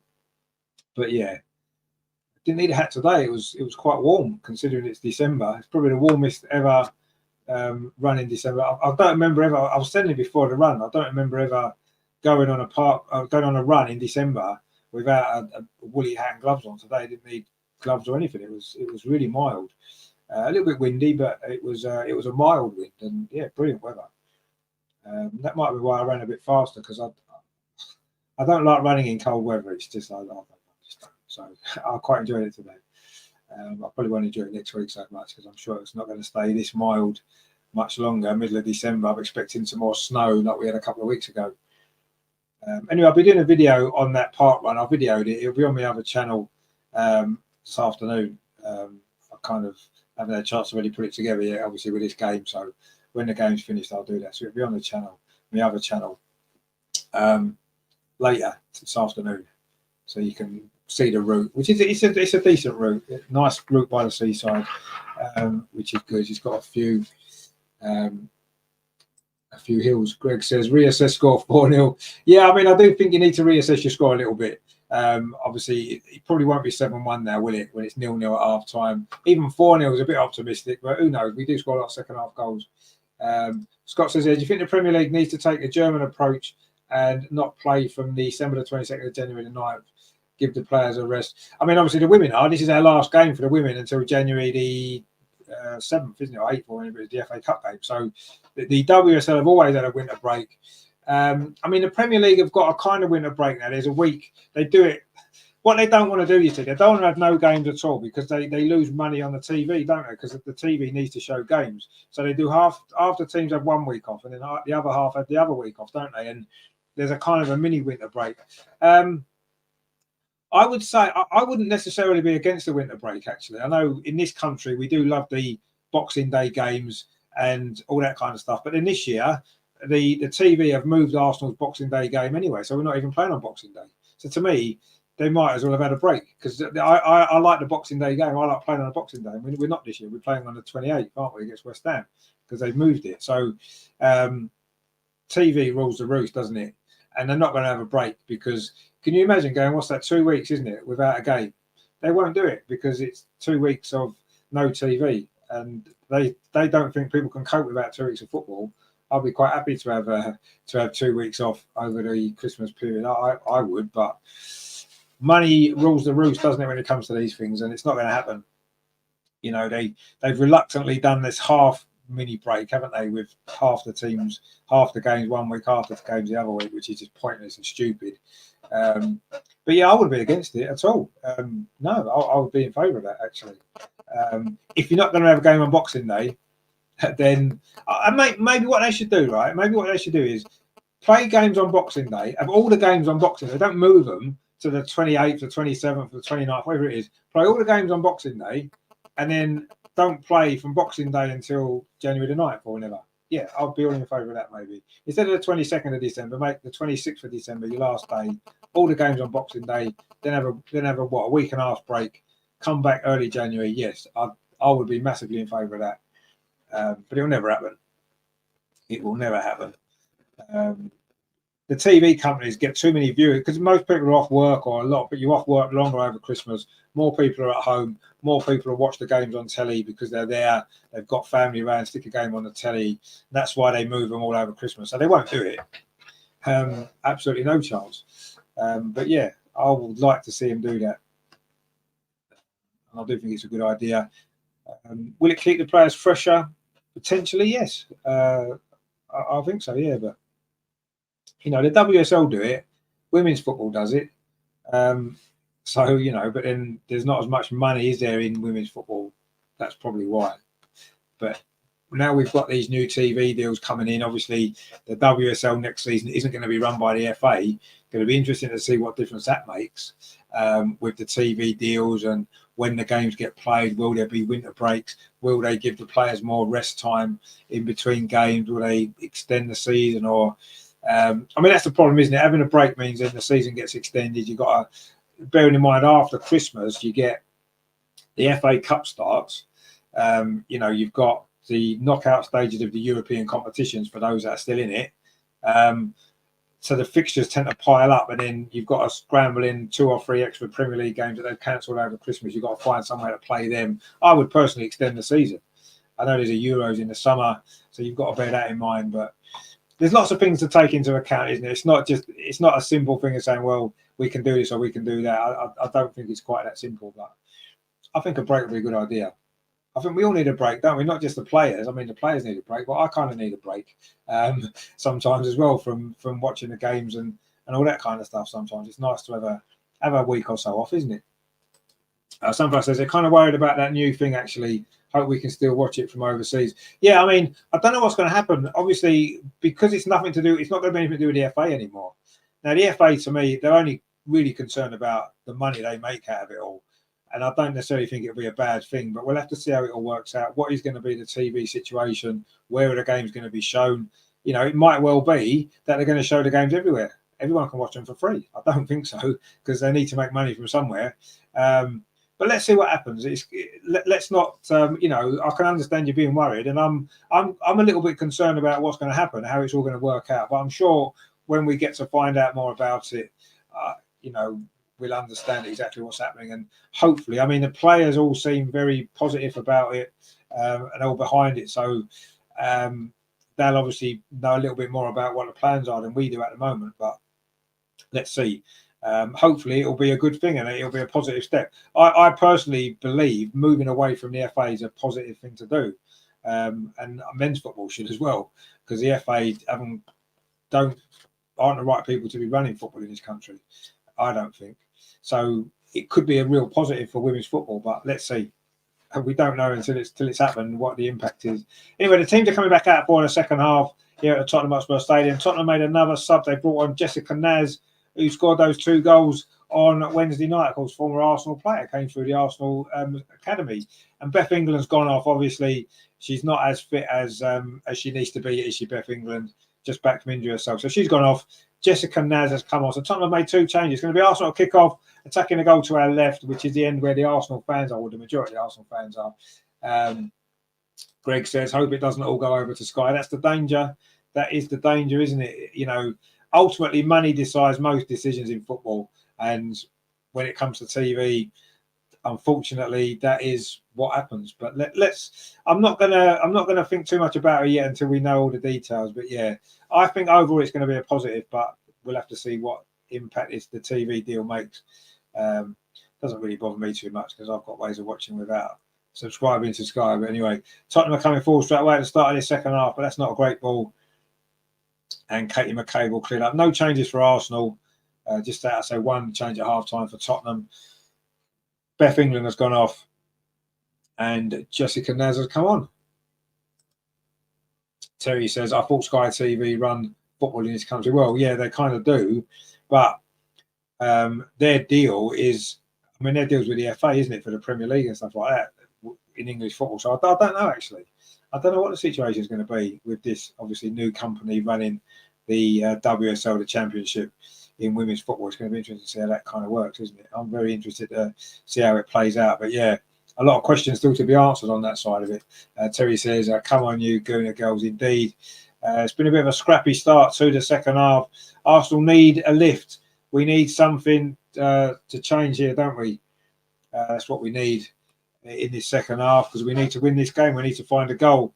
But with Arsenal attacking the end where our fans are, I think that's a big advantage. A big mass of Arsenal fans, 3,500 behind that goal. I say there is a lot more dotted around the stadium, including our very own Rajandra, of course. All Tottenham in now. Jessica Naz on this near side. In fact, it was an offside flag against Jessica Naz there. Lotta Woburn might have to stretch to try and cut that ball out. And she got a touch on it, but she was just offside. In fact, it was very tight, actually, because Steph Catley on this near side potentially was playing her on. But anyway, it was given as offside, which is good news. And Arsenal now have taken that free kick. Lotta finds Amanda over on that far side. Amanda Illestat, the Swede, plays it to Katie McCabe, plays up the line again to Beth Mead. Touches it back to Katie McCabe. Arsenal now trying to get a few passes together at the start of the second half. We need something special, don't we? Maybe a little bit of inspiration from Alessia Russo to get us in front in this game. Desperately what we need, because that's the one thing that's been lacking, isn't it, from this team performance today? Just as I say that, Speed has decided to freeze, which isn't ideal, is it? That's no good, is it? Oh, here we go, we're back again. That's a good play again from Leah Walters. She's had a very good game. It's a good ball as well. Touched off Frida Marnham just on the edge of the penalty. Frida Marnham tries a shot. At the near post, just touched around the post there by the goalkeeper. Terry says, just come back for another coffee and a bacon butty. Good stuff. It must be lunchtime, isn't it? It was about lunchtime. That was nice play on the edge of the penalty there. Frida Marnham did well. Shot at the near post. The goalkeeper very rarely gets beaten there, but we have won a corner. Scott says, sorry if this is off topic. Do you think England can win the Euros? Well, we can. I don't think we will. Not with Gareth Southgate in charge, but we've certainly got the players. Arsenal taking that corner quickly. Comes out to Katie McCabe. Tries a shot from distance, but it's over the top of the crossbar. And it's going to be a goal kick to Tottenham. Katie there with another. She nearly scored one the other night, didn't she, from a similar range at the goal he touched over the bar. That one's gone over the top.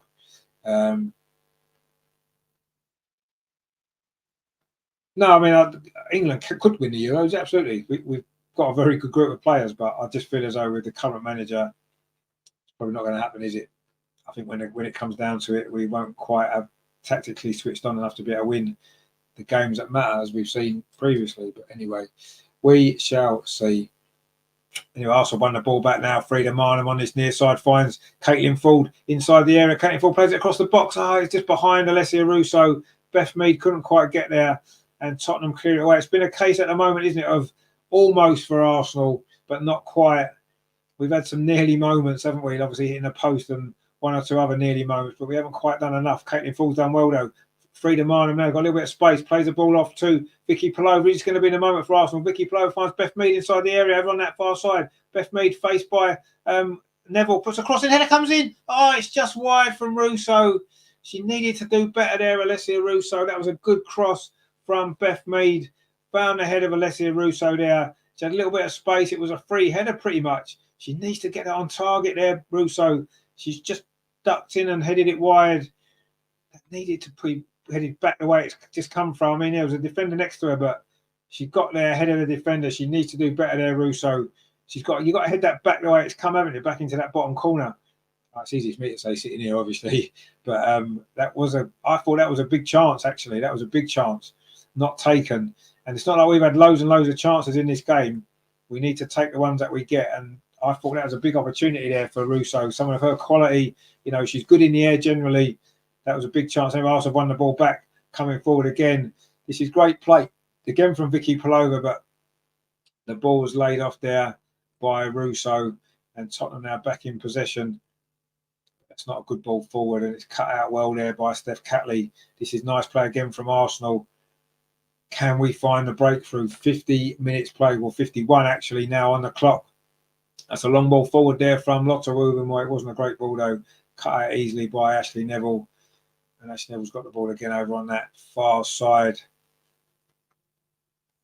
Arsenal again win it high up the pitch. Frida Marnham on the edge of the box. She's got Caitlin Ford inside. Caitlin Ford inside the box. Can she get a shot away? She tried to thread it back to Frida Marnham. Maybe she should have tried a shot there, Caitlin Ford. Yes, there's a couple of defenders in front of her, but could have hit someone, gone anywhere, gone out for a corner, got deflected in. Who knows? But she tried to thread it through to Frida Marnham. We're just not making those right decisions, are we, in that final third of the pitch? That's been the issue. And that's why it's still Tottenham 0, Arsenal 0, despite the fact we have been much the better team. Good header there from Steph Catley, plays the ball forward. Now it's with Frida Marnham. Going to try a shot from distance. She slipped there as she hit the shot. And it's rolled through to goalkeeper. Is that a a free kick there. Defender came across. I think Frida slipped as she went to shoot there. And the ball went into the arms of the goalkeeper. In fact, I think it's a free kick to Arsenal. I think maybe the referee's given a foul there on Frida. She was just about to shoot. I mean, was it maybe a foul against Frida? Because as she shot, she's maybe clipped the Tottenham defender. A bit unfortunate, actually. If she'd got the shot away there, it just opened up for a slightly there for Frida. We know she can bang them in from that sort of range on the edge of the box. But there, the slip then put pay to any of that. Steve says, don't you get any free-to-air games? We get 6 out of 9 for free every week. Well, the WSL has some games on the BBC, which is sort of free. It's not, because you pay a TV license here. Well, some people do. Most people don't.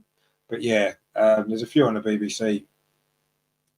But yeah, there's one on tomorrow, isn't it? The BBC got a game on tomorrow. Anyway, Tottenham are coming forward for the first time in this second half. It's Jessica Naz on this near side. Lots of Wooben-Moyes come across.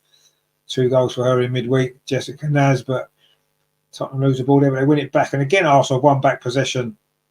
Beth Meads now can launch this counter-attack. Plays out to that far side. Katie McCabe, the ball slightly behind. Katie McCabe, who's got a big strapping on her leg, actually, on her right thigh for this second half. Hopefully that's nothing too serious. That's a good ball, though, played out to that far side. It is with Alessia Russo, plays it back into Beth Mead, just on the edge of the Tottenham penalty area, just in front of those Arsenal fans. Russo again finds Katie McCabe, lines up a shot straight at the goalkeeper, and Frida Marlin was coming in on that rebound, but the goalkeeper grabbed the ball at the second attempt. And Katie McCabe there with the effort from the edge of the box. She likes a shot from distance, doesn't she? It wasn't a bad effort, it was just far too straight at the goalkeeper. And it was a comfortable save in the end, and it remains 0-0. We played 9 minutes of the second half. Still no sign of an Arsenal goal. We just won the ball back again, high up the pitch. It's come to Frida Marnham. She tries a shot again. Again, it's straight at the goalkeeper. And it's almost like the ball's got a magnet into her gloves. Every shot we're taking is going straight at the keeper. That's bad finishing from our perspective. We've got to do better. We've got to start converting some of these opportunities now. They're starting to come a lot more often now, aren't they?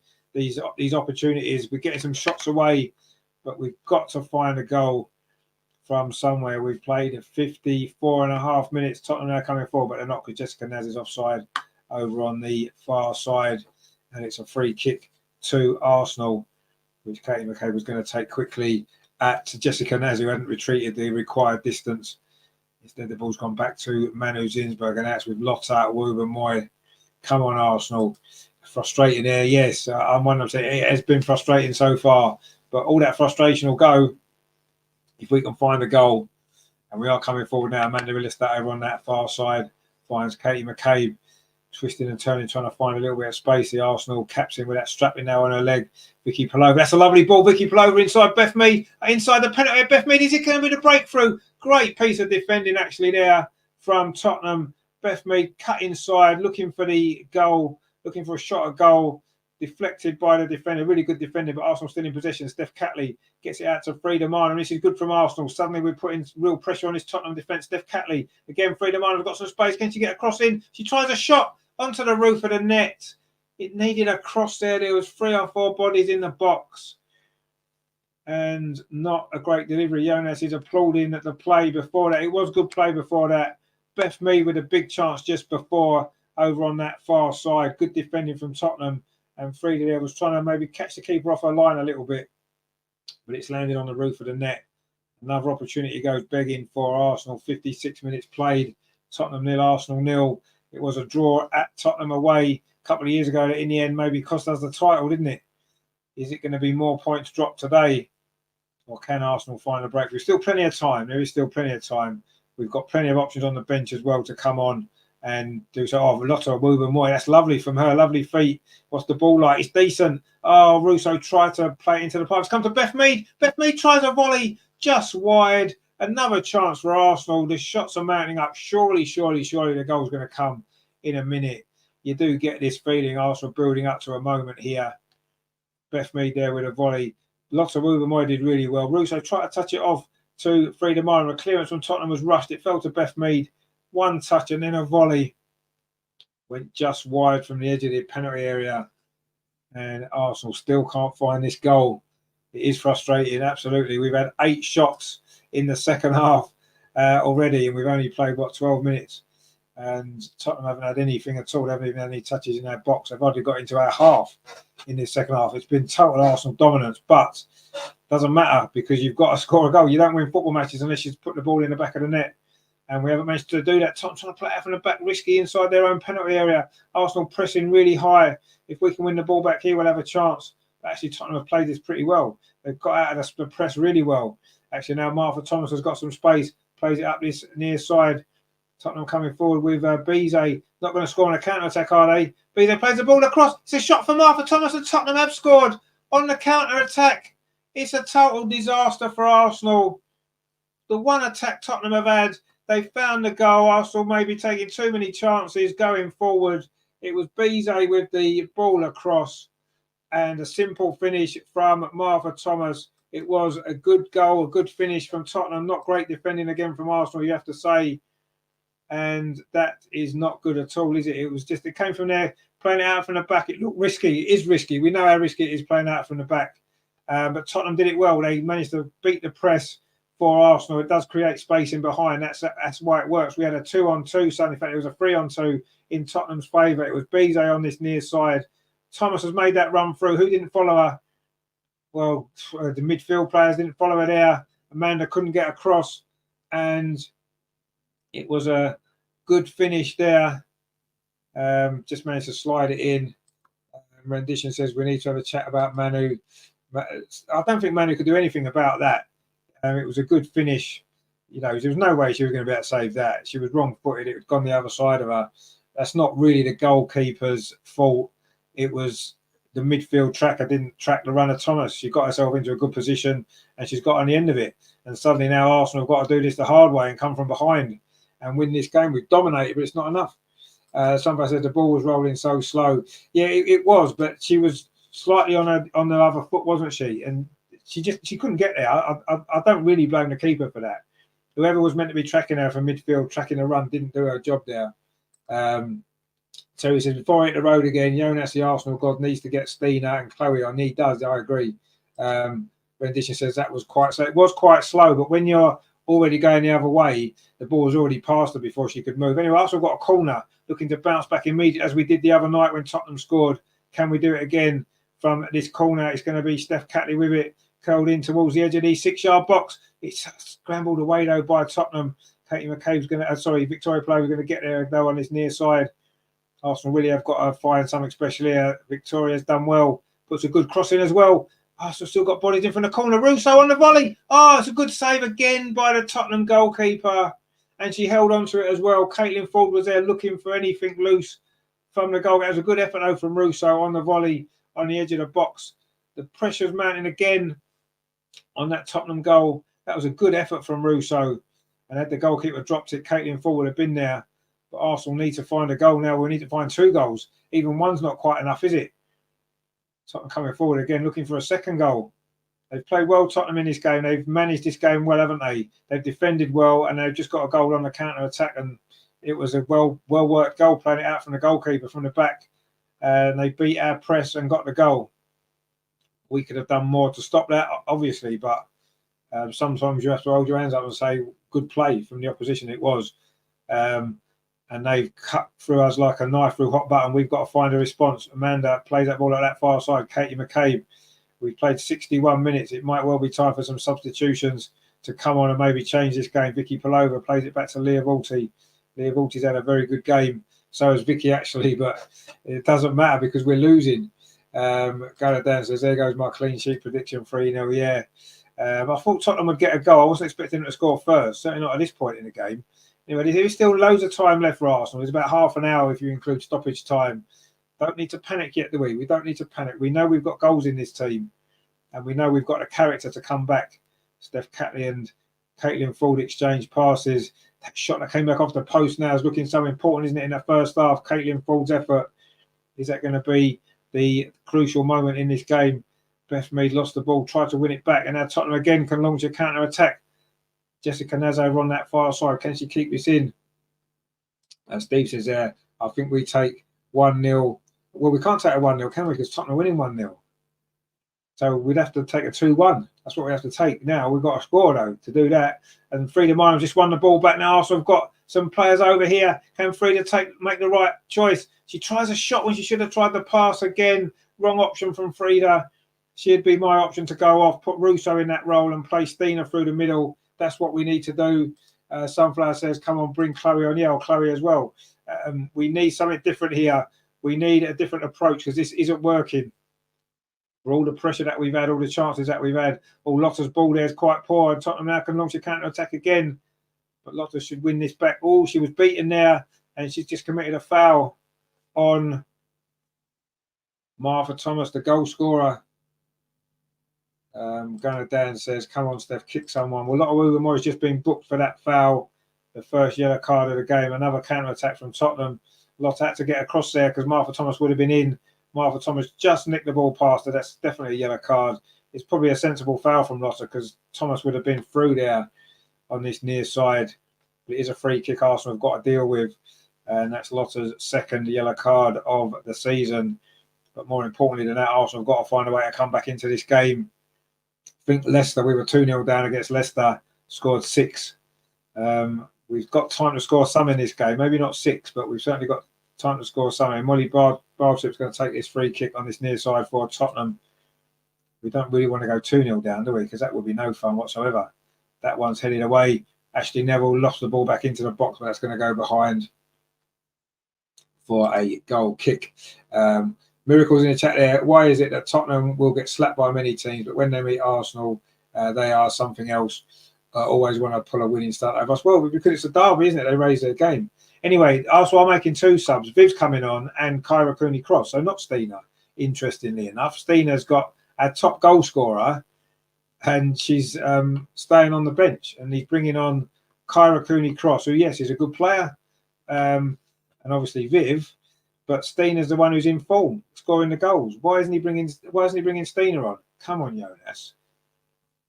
Anyway, the substitutions can't be made yet because the ball's still in play. Amanda Illister plays out to that far side.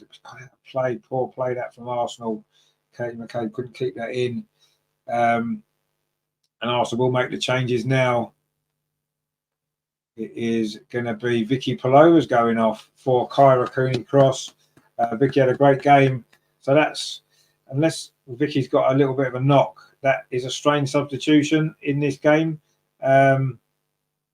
I think obviously Frida Minam's going to go off. She's not had the best game. It is Frida Minam for Viv. That's a better substitution. I'm liking that one. Frida going off. She did okay, Frida, but she just made the wrong choices in that final third. And Viv hopefully won't make the wrong choices. And she needs minutes, Viv, anyway. You know, she looked a little bit rusty, didn't she, the other night? But she's got 25 minutes here to make an impact in this game. And let's hope that she does. Martha Thomas is actually getting some treatment now on the pitch. The goal scorer for Tottenham. She scored the opening goal the other night. She's got the opening goal here. But this one is much later in the game. And Tottenham are winning. Steve says was bounce out. Well, yeah, I suppose so. Gloria says, who's the referee for this game? Dan says, yeah, Cheryl Foster is the referee. She's done all right, hasn't she? I suppose. But yeah, you see that she cut across the ball there. So it looked like she was going to shoot into that corner, and she's kind of skied it off her foot, sliced it off her foot the other way. That's what caught the goalkeeper out. I wouldn't blame Manu for that, really. I mean, it was a well-worked goal. I think defensively we need to look a little bit further back. Who was tracking Martha Thomas? Nobody. She got a free run into the box, and Amanda tried to come across and cover, and she couldn't get there in time. And Arsenal now got it all to do. You know, if we lose this game, it would be almost a waste of time beating Chelsea last week, wouldn't it? Because we lost that advantage straight away. But it's still time. There's still 25 minutes to play. Amanda now plays right out far side too. Katie McCabe does well. Katie McCabe does really well. Manages to find Beth Mead. It wasn't a great ball, actually. Thomas has gone down again. I think her day might be done for Martha Thomas. And Jessica Nasno over on that far side brings the ball forward for Tottenham. She's done well. Jessica Nas, Kyra Cooney crosses across there to try and win the ball. Battling away there well. And Tottenham do keep possession, though. And Arsenal can't get the ball at the minute. all those opportunities at the start of the second half. We couldn't take any of them. And it's a bit similar to that game that we drew here a couple of years ago, isn't it? They ended up costing us the league. But we've still got plenty of time to get ourselves back into this. Was that not a foul on Steph Catley? It was a foul. It's been given as a foul. Bees, it was, with the challenge there on Steph. It looked like a foul. It's been given. And it is going to be a free kick. And Thomas, who just came back on, having got some treatment. Oh, she then, in fact, ran into Steph Catley accidentally, but she's got a sore rib now. So it's a different injury, actually. It wasn't the same one. She came back on and she ran in and collided with Steph Catley. Anyway, Arsenal now looking to try and find a way back into this game. You do start to feel that we're going to need an equaliser fairly shortly. We've played 67 minutes, so we're midway through the second half. Not quite time to panic yet, but we need to see if we can get Viv on the ball to create something. I'll be bringing Stina on very shortly as well. He only seems to give Stina 15 minutes, doesn't he? Which is crazy when you look at their goal scoring record. Surely this is a game for Stina to come where he just doesn't want to take Russo off, does he? He just doesn't want to take Russo off. She's not had a great game today, Russo, but she's done well here. And that's a good ball as well. Steph Catley, can she get the cross in? We've got bodies in the box. Steph Catley lays up towards the far post, headed away, only as far as Cooney, cross in the box, tries a shot just over the crossbar. And it's gone over for a goal kick. Another chance goes begging for Arsenal. And that was good play there. Steph Catley over the cross. A little bit too hard there for Beth Mead. And then the shot came in from Kyra just inside the box there over the top of the crossbar. Just come on, of course, the substitute for Arsenal. It's a goal kick to Tottenham, which they're not in any hurry to take, are they? 21 minutes left on the clock plus stoppage time. It is getting to the crucial stage of this game. And surely you've got to book a ref. Book a ref. Yes, the referee's now going to book the goalkeeper for time wasting. She moved the ball from one side to the other. And hopefully, ref, you'll look at that next time she does it. Voitkova there has been booked. So she's still taking a long time to take this goal kick. She's moved it from over on the right-hand side to the left-hand side. And she still hasn't taken it. She still hasn't taken it. She still hasn't taken it. Oh, she's going to take it now. Well, if you're going to book her for wasting time, and then when she's still wasting time, book her again. Anyway, Caitlin Ford now on this near side with the ball for Arsenal. She's done pretty well. Caitlin Ford tries to thread the ball through to Viv, but it's been cleared away by Molly Bartrip. It's going to be a throw to Arsenal. Molly Bartrip is now wearing that captain's armband in the second half. Gunnar Dan says we should have had that penalty. Well, yeah, was it just on the edge of the box though? I mean, it was close, wasn't it? But we've had enough chances, enough efforts at goal. We should have scored at least one by now. And we haven't done, but there's still time. Steph Catley just won the ball back. Good play from Steph Catley towards the edge of the Tottenham penalty. Plays it into Russo. Russo's turned. Oh, she couldn't quite get away from the defender.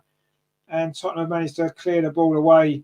And they played some nice football, Tottenham, at times here on the counter-attack. Jessica Naz has done well again. But Arsenal won it back with Lotta Woober-Moy. Really strong play from her. Apart from that one mistake, she's had a decent game, Lotta. Caitlin Ford now plays it square.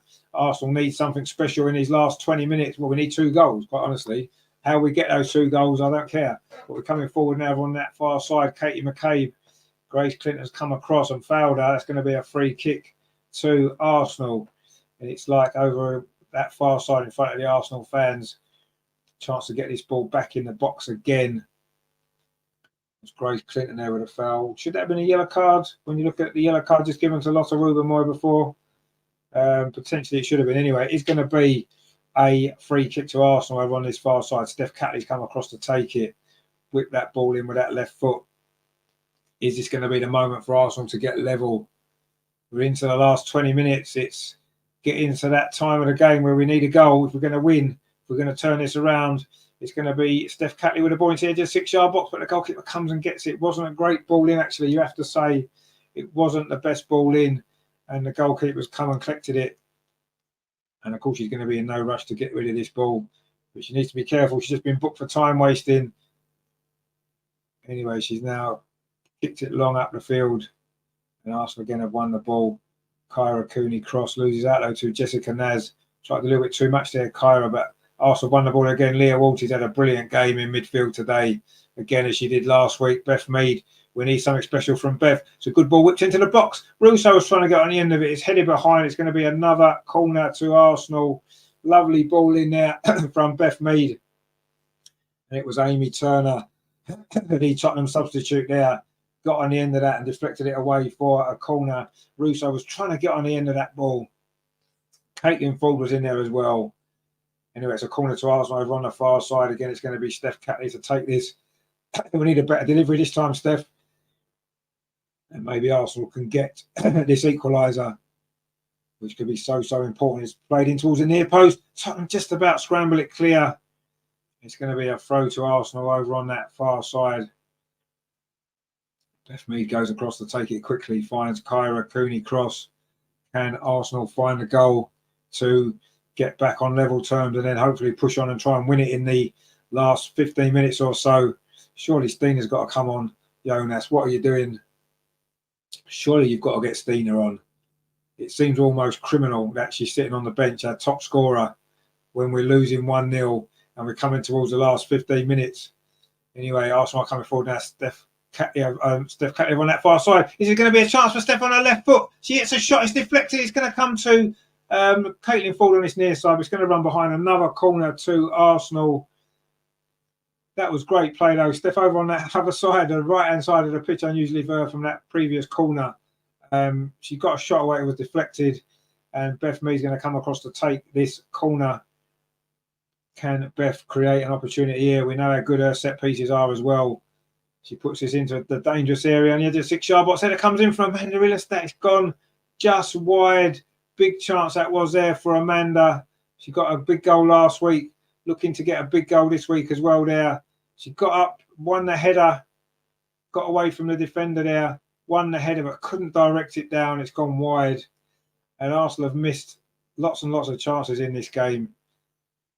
And time is ticking away. We played 74 minutes. And surely Arsenal are going to score. But is it going to be enough time to get the winner afterwards? That's going to be the point, isn't it? And the longer it stays at 1-0, who knows? A defeat here would be an absolute disaster, wouldn't it? After that hard work against Chelsea last week, where it's just thrown away if we can't find a goal here. We've played well.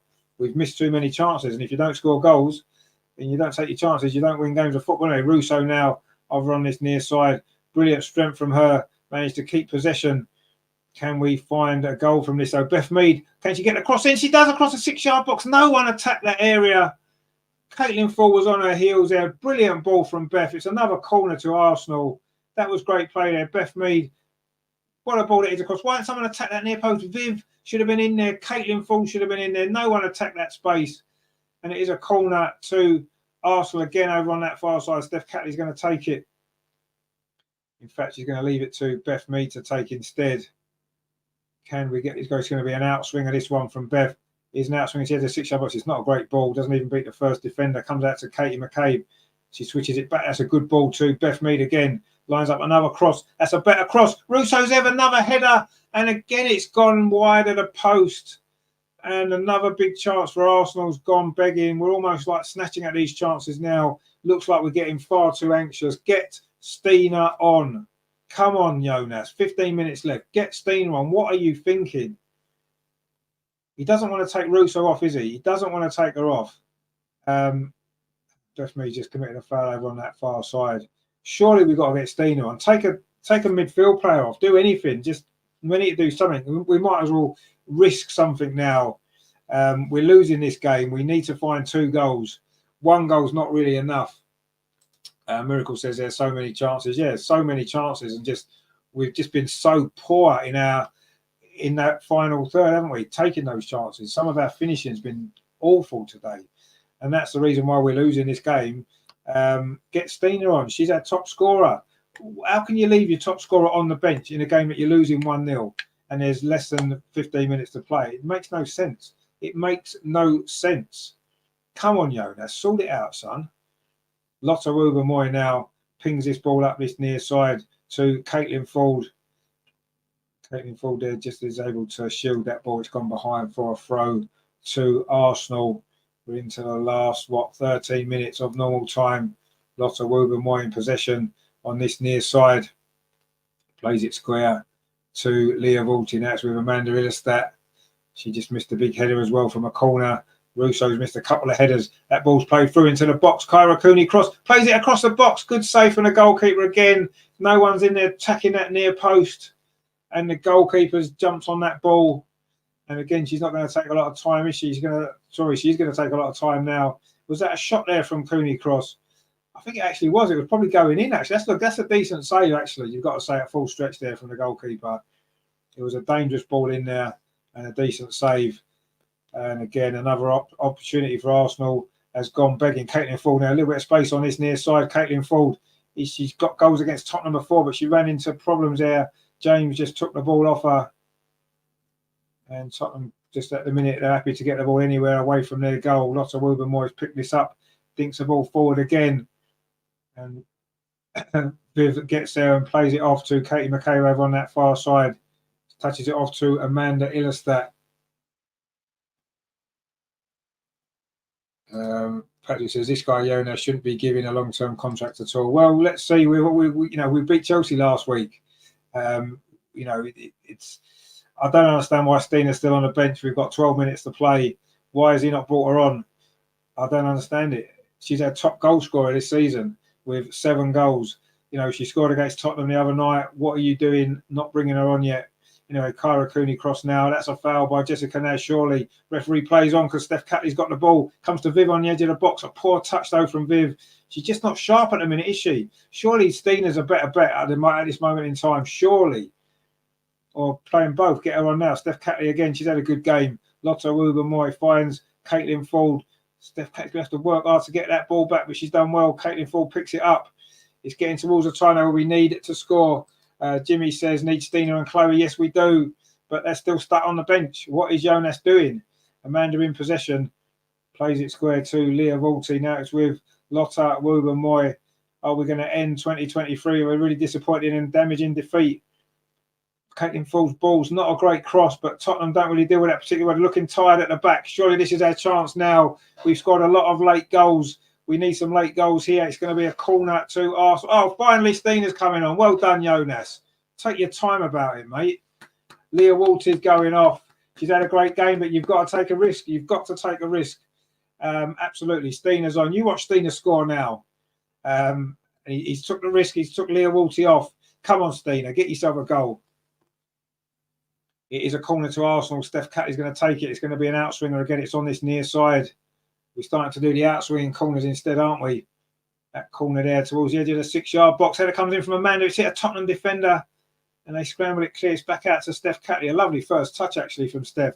Played to the edge of the box to Beth Mead. Can she get a cross in? It goes square to Kyra Cooney cross. Get towards the edge of the penalty area. Kyra Cooney crosses in the box. Threads the ball through to Caitlin Ford. Can she keep it in? She does, but she can't get the cross in. Very, very tight there. The pressure is mounting now on Tottenham. Patrick says Stina should be up front instead of Russo. Well, I think so. Russo needs to play a bit deeper. Stina in front of her. That's what I would do. But we're not the manager, are we, my friend? Unfortunately. Anyway, we're still in possession of the ball. Katie McCabe now. We're into the last 10 minutes of normal time. Is the goal coming? You feel as though it might be. Caitlin Ford on this near side. Can she get a crossing play at the edge of the box to Viv? Viv thinks across towards the far post. It's a good ball. It's flipped back in. Oh, looking for Stina. It's cleared away, though, by the Tottenham defence. The pressure is mounting. Breezy says Stina, indeed. Stina is on. We need a goal. 9 minutes to play. Or 9 minutes of normal time. It's Tottenham 1, Arsenal. Now, Arsenal need 2 goals, but we need 1 first, obviously. You can't get 2 before 1. And that ball there was played into Beth. Wasn't a great touch from her. And Tottenham trying to clear the ball away. But again, Arsenal winning it back. Russo's won it back over on that far side. Brilliant play from Russo. What's the cross like? The cross isn't bad at all. Oh, Caitlin Ford tried to throw herself at it. Couldn't get there. It's gone behind. I think it's going to be a goal kick. That was a decent ball, though, from Russo. It was Caitlin Ford trying to throw herself to get on the end of that cross. Couldn't quite get there. In fact, she was never going to get there, was she? Arsenal making some vain attempts for a claim for a penalty. I mean, she may have got a nudge slightly, but that's not a penalty for me. What's happening here? What's going on here? It's a goal kick to Tottenham, but the referee is stopping the play. I'm not quite sure what's going on. don't know what's happening here. As long as it's going to be time added on anyway. We're into the last 8 minutes. We've had some dramatic comebacks this season. Are we going to find another one here today? There's someone ran on the pitch. Is that what the problem is? I'm not sure because the camera's not showing us anything. Gregory says, delay after delay after delay. I think there might be a medical emergency in the crowd. I think that's what's happened. That's why the game's been stopped. And the Arsenal players are going to take this opportunity to get some. In fact, all the players are coming off the pitch. There's a medical emergency in the crowd. This happened at the Arsenal game the other week, didn't it, as well? Was it the Man City game a couple of weeks ago? And there's another one now. If it's not the same person, that would be unfortunate, wouldn't it? Sunflower says they bring on Chloe. Yeah, I mean, I'm not sure we're going to make any more attacking changes now. I think we've done the attack. Or maybe take Beth off, maybe. But anyway, the game stopped momentarily because of this incident in the crowd. There will be about 7-8 minutes of normal time to play, plus, of course, some stoppage time. So we've got enough time. We've seen some late comebacks this season. The Aston Villa game, of course. Gunnar Daz says, poor James must be hating his year. It can't be much fun for him in the Tottenham end. And Tottenham are winning. But anyway, I don't know. I'm starting to run out of hope that we can win this game. I expect us to score, but are we going to be able to score 2 in the time that remains? My guess is the odds are against that happening, let's be honest. But anyway, let's see what happens. We still haven't got play restarted. It will be a goal kick to Tottenham when we get restarted. Gregory says, how much added time? 6 minutes. It's going to be more than 6 minutes now because of this medical emergency that's going on in the crowd. Tottenham are going to make another substitution, I think, as well, before this game restarts. LG says, just don't start Frida in these type of games. Yeah, I mean, what he could have done was he's played Russo in that position, and then obviously played Stina up front. Easy to say that now that we're losing, I suppose. Frida has scored a lot of goals in recent games. But yeah, anyway, Tottenham, Thomas is going off, the goal scorer for Tottenham. Is her goal going to be enough to win them the game? And they're bringing on Ria Percival for Martha Thomas for this last period of the game. I mean, we're on 84 minutes, but we haven't played for about 3 or 4 minutes due to this incident in the crowd. So we'll see what's going to happen when the game restarts. Arsenal built up a lot of momentum now, and now it's been stopped. It's a goal kick to Tottenham, which the goalkeeper Wojtkova is going to take. Again, she's taking her time. Ref, you booked her for that once. Don't let her do it again. Anyway, she's still not taking this goal kick, by the way. She's still not taking the goal kick. What are you waiting for? Christmas. She's still not taking a goal kick. Oh, because the referee's chatting to Caitlin Ford. Okay, we'll let the goalie off then for that. She's now given the signal for this goal kick to be taken. She's going to have to take it soon. She does take it. There's 5 minutes of normal time left. There's going to be a chunk of stoppage time. So let's see whether Arsenal can find a second wind and really put the pressure on. Russo's picked the ball up there. Capitalise on a mistake from Tottenham. Caitlin Ford plays it out to the far side. Katie McCabe plays it on again to Beth Mead. Viv's just ahead of her, just inside the area. Viv Miedemeier has won the corner for Arsenal again. We must have had 15 corners in this game. We haven't managed to find the net with any of them. Addition says there she's very raceful, taking low percentage shots. Yeah, I agree. Greg says Russo and Stina's have better options, should start that way every game. I agree with that as well. Anyway, Beth Mead's going to take this corner, played in towards the edge of 6 yards. Amanda's header onto the roof of the net. Another opportunity. He's gone begging for Arsenal. Just not happened for us today in front of goal, has it? The performance has been good for 2/3 of the pitch, but in that final third we've been wasteful. The substitutions to me happened too late. It was Amanda's header there, just over the bar. Jimmy says you're getting wound up, relax, it's coming. Is it though? The time's running out, my friend. It is running out. I hope you're right. Ruth says these women now have to go home, cook and take care of their families. I'm sure they don't. But anyway, Amanda wins ahead of there. And now Arsenal coming forward again. Surely we are going to get another big opportunity for a goal. We've played 87 minutes, but there's going to be a big chunk of stoppage time. But is it going to be enough? Gunnar Dan says 10 corners. Spurs had no, there you go, 10 corners, and we've not managed to score from one of them.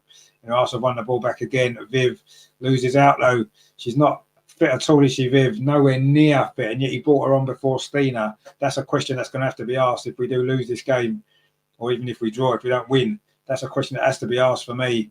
Viv didn't look fit the other night, and she hasn't looked fit since she's come on here either. Really sloppy play from her. She needs minutes on the pitch, but not in a game like this. If Beth wins that header, Viv hasn't got the legs to even get after it. She's only been on for 20 minutes, 15 minutes. Really poor decision that was to bring her on. Gregory says 28 chances and no goal. That's probably pretty much sums it up.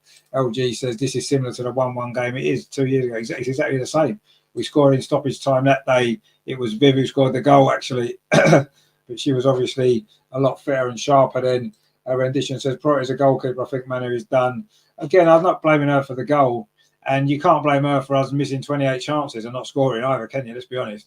If we'd taken half the chances that we've had, Manu could make 10 mistakes and we still win the game.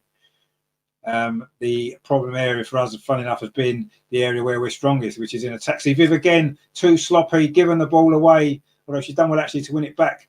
And this could be crucial here. Stina is batting away for the ball there, but there's 2 or 3 Tottenham players batting away for. Sure, that's a free kick to Arsenal, referee. Thank you very much. Beth Mead it was.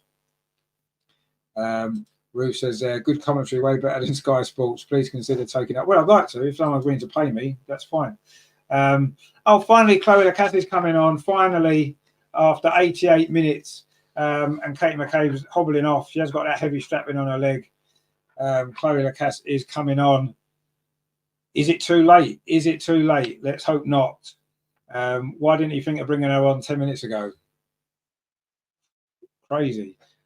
Sometimes you're better off taking a risk and losing 2-0, trying to get a goal, than doing it too late. We've got a free kick here. This is an opportunity to get this ball in the box. Is it going to be Beth Mead with it? It is Beth Mead. That's a decent ball, headed out by a Tottenham defender, because it was an own goal the other night that brought us level from a set piece, wasn't it?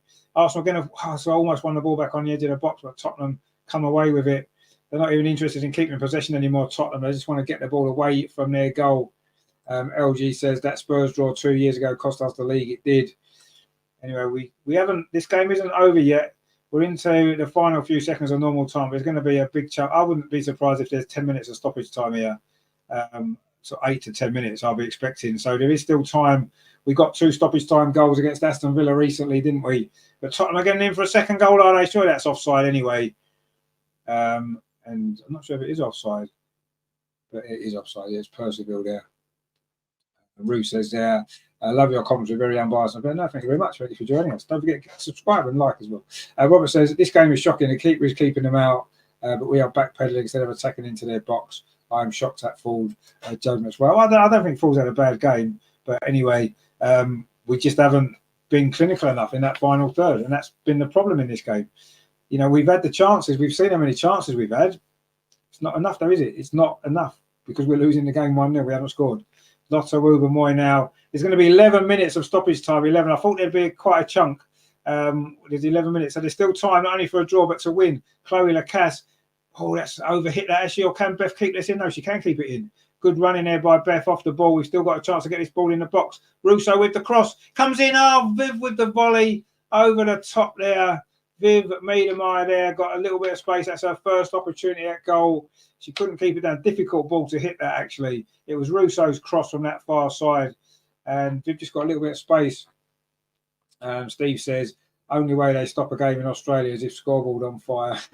Well, it's happened a few times in England where the game's been stopped because of a medical emergency in the crowd. It happened, I say, in the Arsenal women's game against Man City a few weeks ago.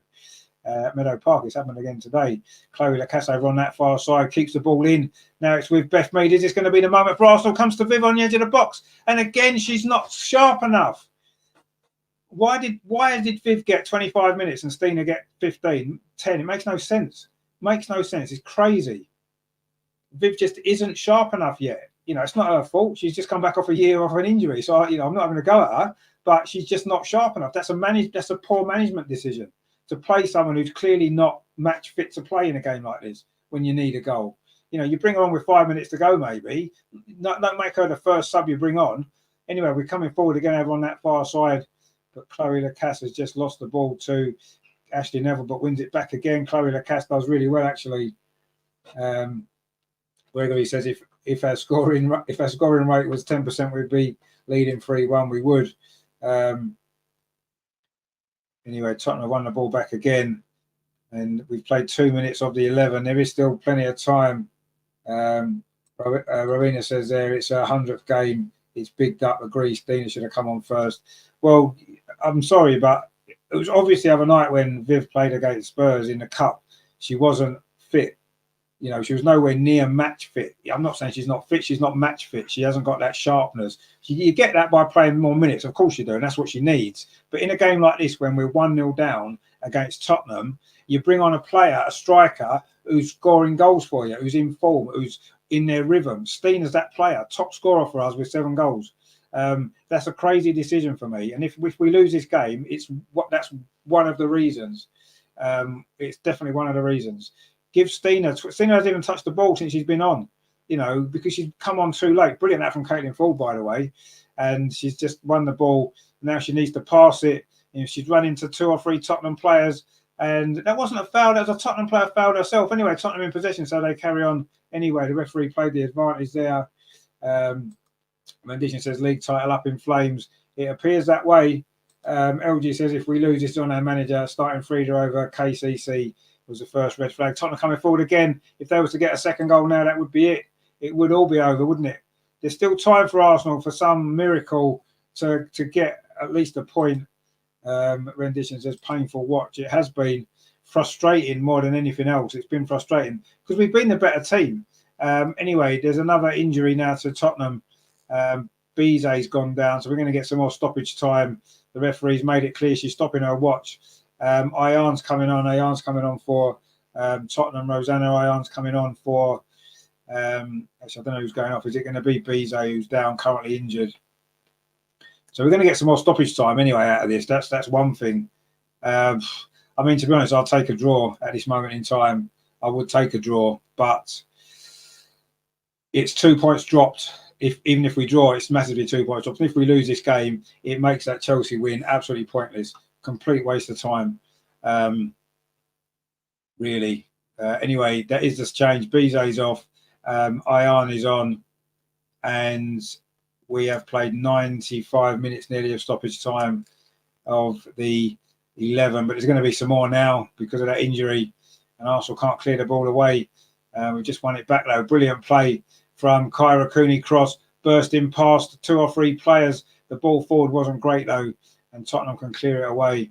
Good run though from Kyra Cooney cross, and Tottenham now suddenly had a little bit more of the ball, haven't they, in the last couple of minutes or so since we've got into stoppage time.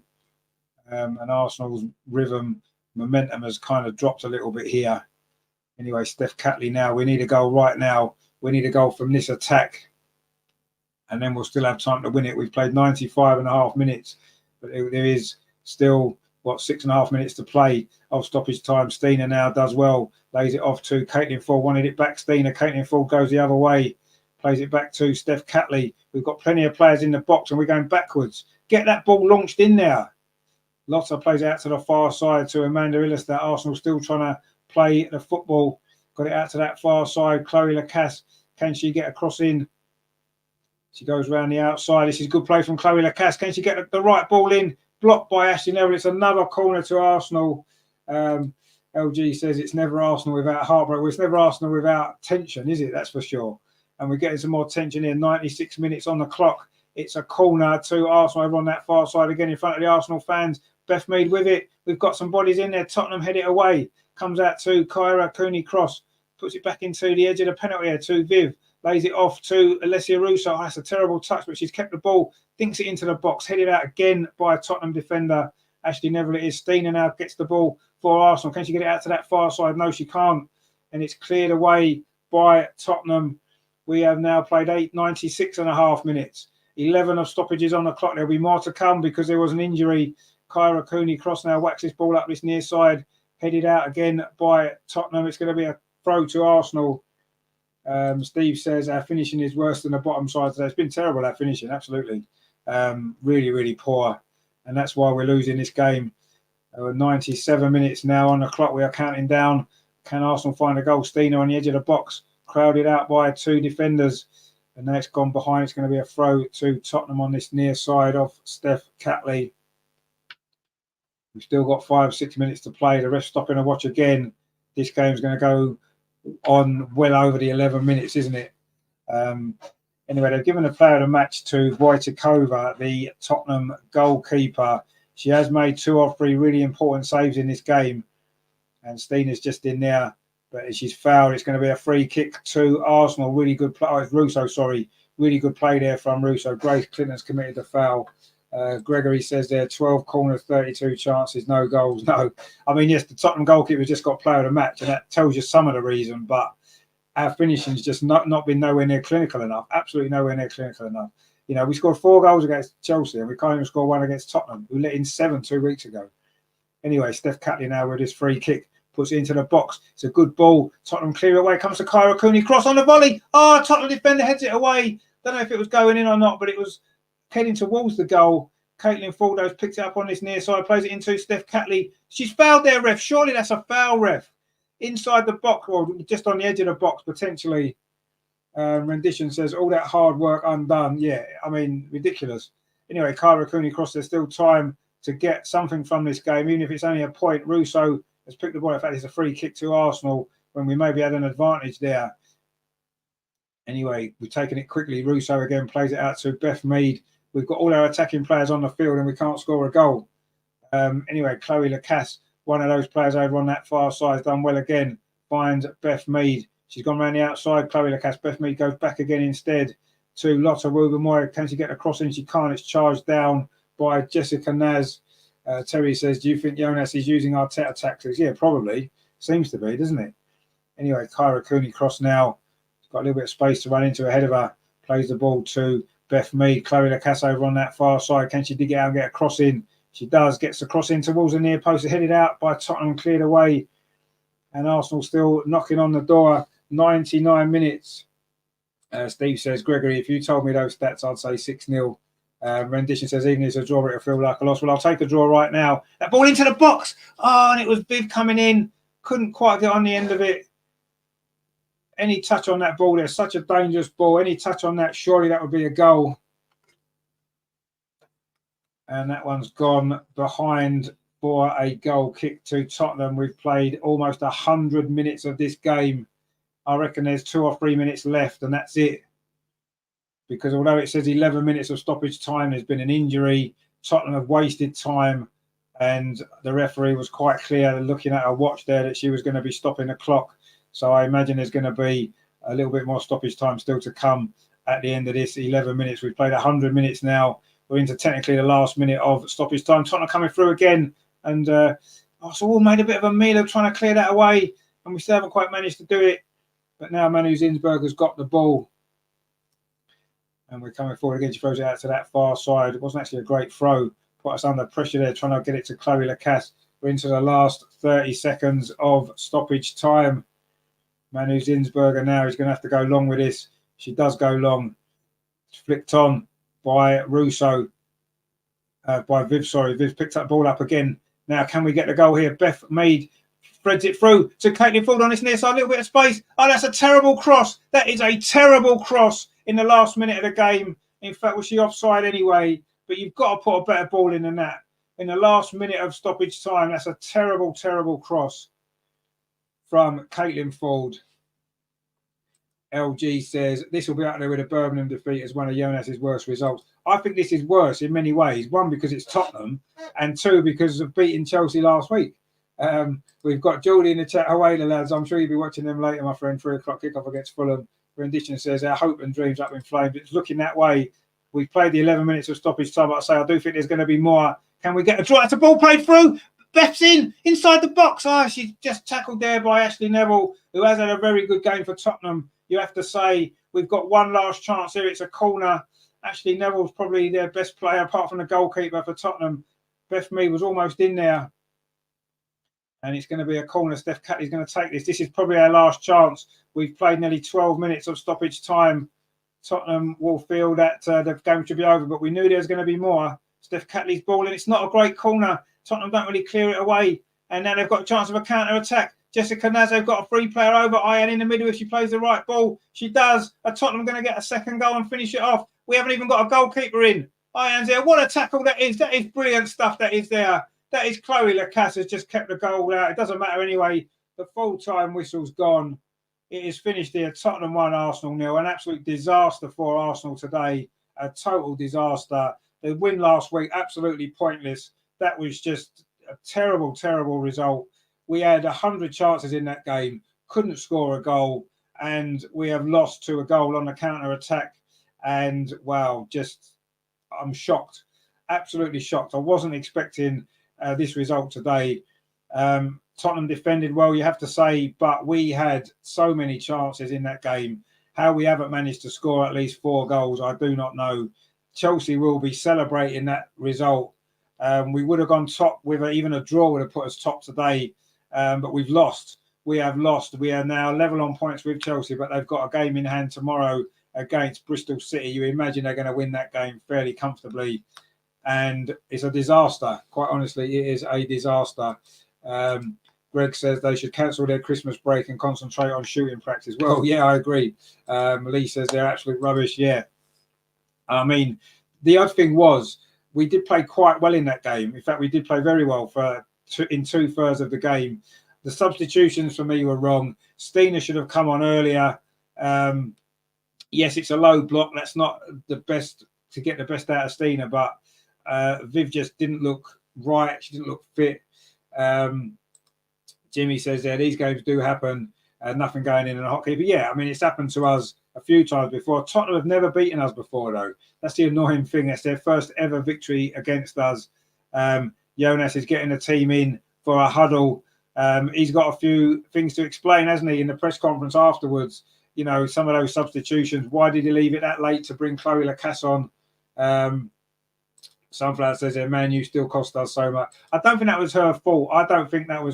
I wouldn't blame her for that goal.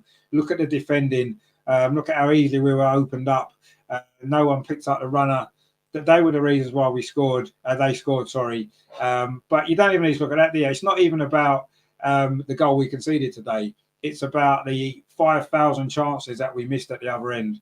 That's what's cost us today. That's why we've lost this game. Nothing to do with the goalkeeper. Nothing to do with anything else other than the fact that we were unable to score a goal with all those chances. And that is the reason why we've lost, quite honestly. LG says Spurs have won after a 5-game winless run and it's against us. A wake-up call there, says Jimmy, for the coach and players. Steve says this is like a Liverpool game. It is like a Liverpool game. Yeah, I agree. I thought we were over that. I thought we were through that. You know, the form that we've been in, unbeaten in 10 games before this, scoring goals, everything. Rendition says midfield should have been Palova, Cooney, Cross and Walty. I don't know. I would have kept the midfield. I'd have took Frida out, put Russo in that place and put Steiner in. That's what I would have done. That would have been our better option, really. And then maybe brought Viv on later on and maybe Frida on later on. Gregory says, I know Viv and Beth need minutes, but they both are way off their game today and should have been replaced at 60 minutes, if not half time. Neither shots. Well, Viv only played the last 20 minutes anyway. I mean, I thought Beth actually did all right. That's one of her best 90-minute performances. Viv was way off in that second half, way off. And she shouldn't have come on as early as she did. I don't think so. Gregory said neither had any shots on goal. Well, Viv had a shot over the bar. I think Beth had a couple of shots that were blocked. It wasn't good enough, the performance today in that final third. You know, there's no question about that. The players are going over to applaud the fans, but it's a very muted applause there. Tottenham have celebrated like they've won a trophy, which they're never obviously going to do. A good performance by the goalkeeper by Tottenham today, you have to say, but our finishing was poor. Robert says Leah Williamson was certainly missing here. She keeps the defence in order. And getting behind the defence is nothing but clinical. Yeah, no, I agree. She, of course, she's a miss, but she wasn't going to score a goal for us today, was she, Leah? We had the chances. It's not like it would be more understandable if we hadn't had too many chances and it was just a tight game that could have gone either way. But no, we had so many chances in that game. We had enough chances to have won 3 or 4 or 5 games. Let's be honest, the way that game was, we should have done much better. There's absolutely no question, but we didn't. Greg says suffering is being part of a goon that had it for over 60 years. Yeah, no, it is, my friend. It is. We're suffering today, absolutely no doubt. I still don't quite know how we lost that game with the chances we had, but that's football. We had to be more clinical. We have to be more clinical. We cannot afford to be that sloppy in front of goal in a game like this. In the end, we were looking like we were too, we were rushing the chances that we had, wasn't we? We wasn't showing any composure whatsoever, none at all. And now Chelsea have got a chance to go 3 points clear again when they play Bristol City. I mean, I think that the thing that we've got to remember, and I will say this, I do think the league this year is a lot more competitive, and everybody's going to drop more points than there has been in the last few years. That's definitely the case. Man United play Liverpool tomorrow. They could easily drop points against Liverpool, who have been competitive this season. They're 5th in the league, Liverpool. For us. If Liverpool win, they go level on points with Man U. Chelsea could drop points at Bristol City. It's not an easy game. They will probably win that game. But there'll be other games when Chelsea will drop points. There'll be other games when we'll drop points. There'll be games Man City will drop points. Man United will drop points. And yes, that's frustrating today. Big opportunity for us that we didn't take.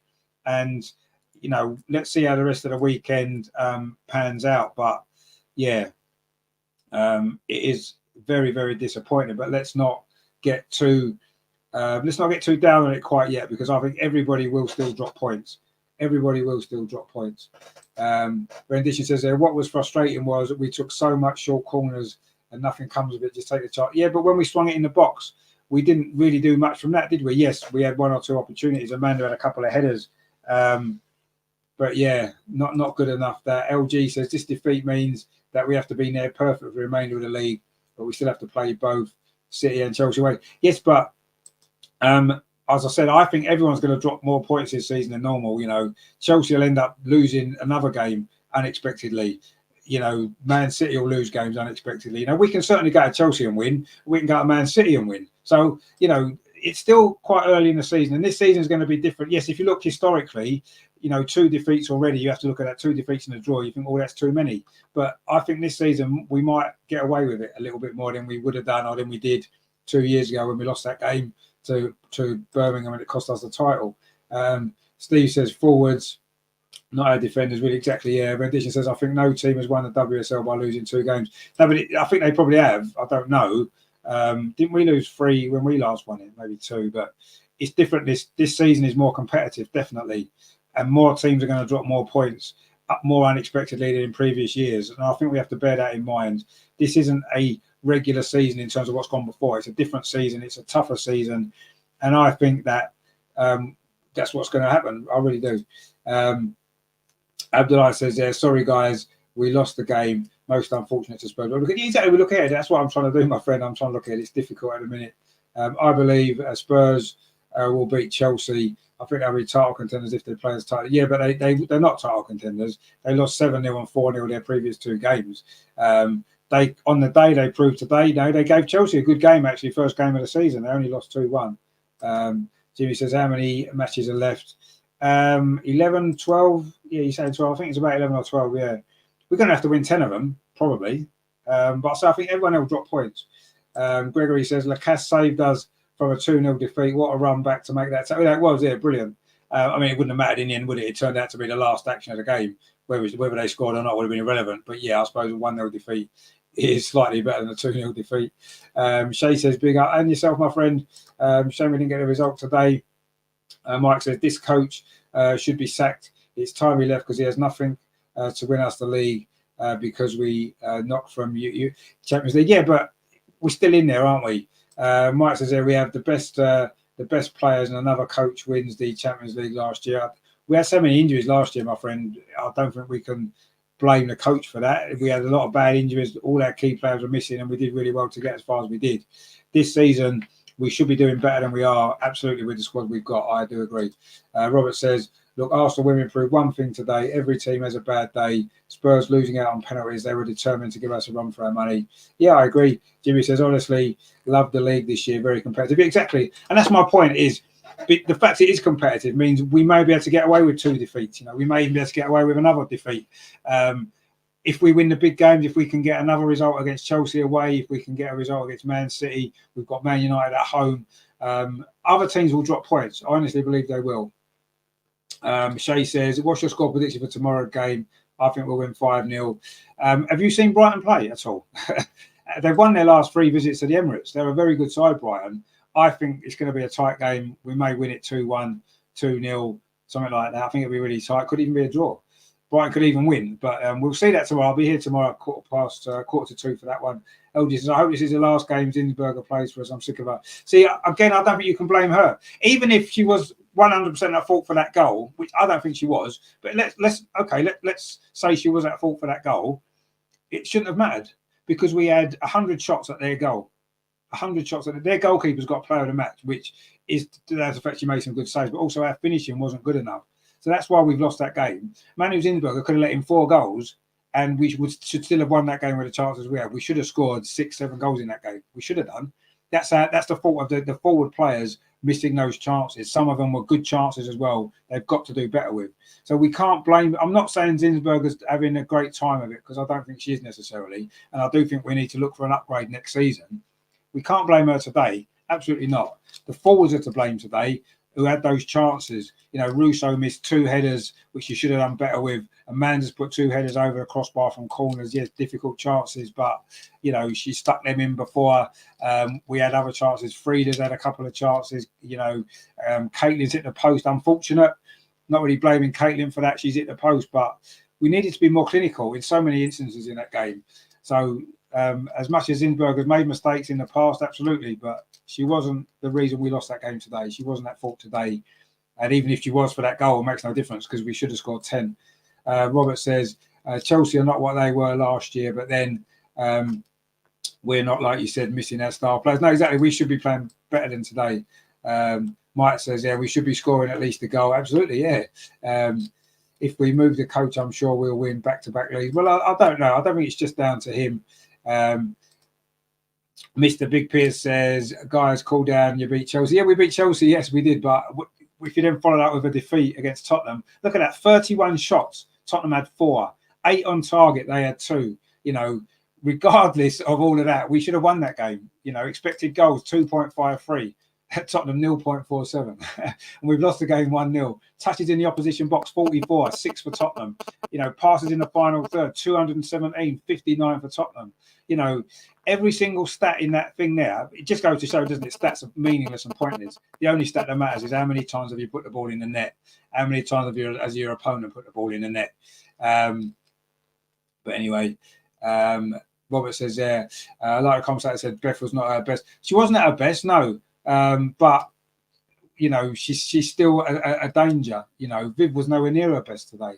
I didn't think Russo was at her best today. They all had a bit of an off day. The forward players did. Jimmy says, thanks for the commentary. You all have a good night. And yourself, my friend. Enjoy the rest of your Saturday.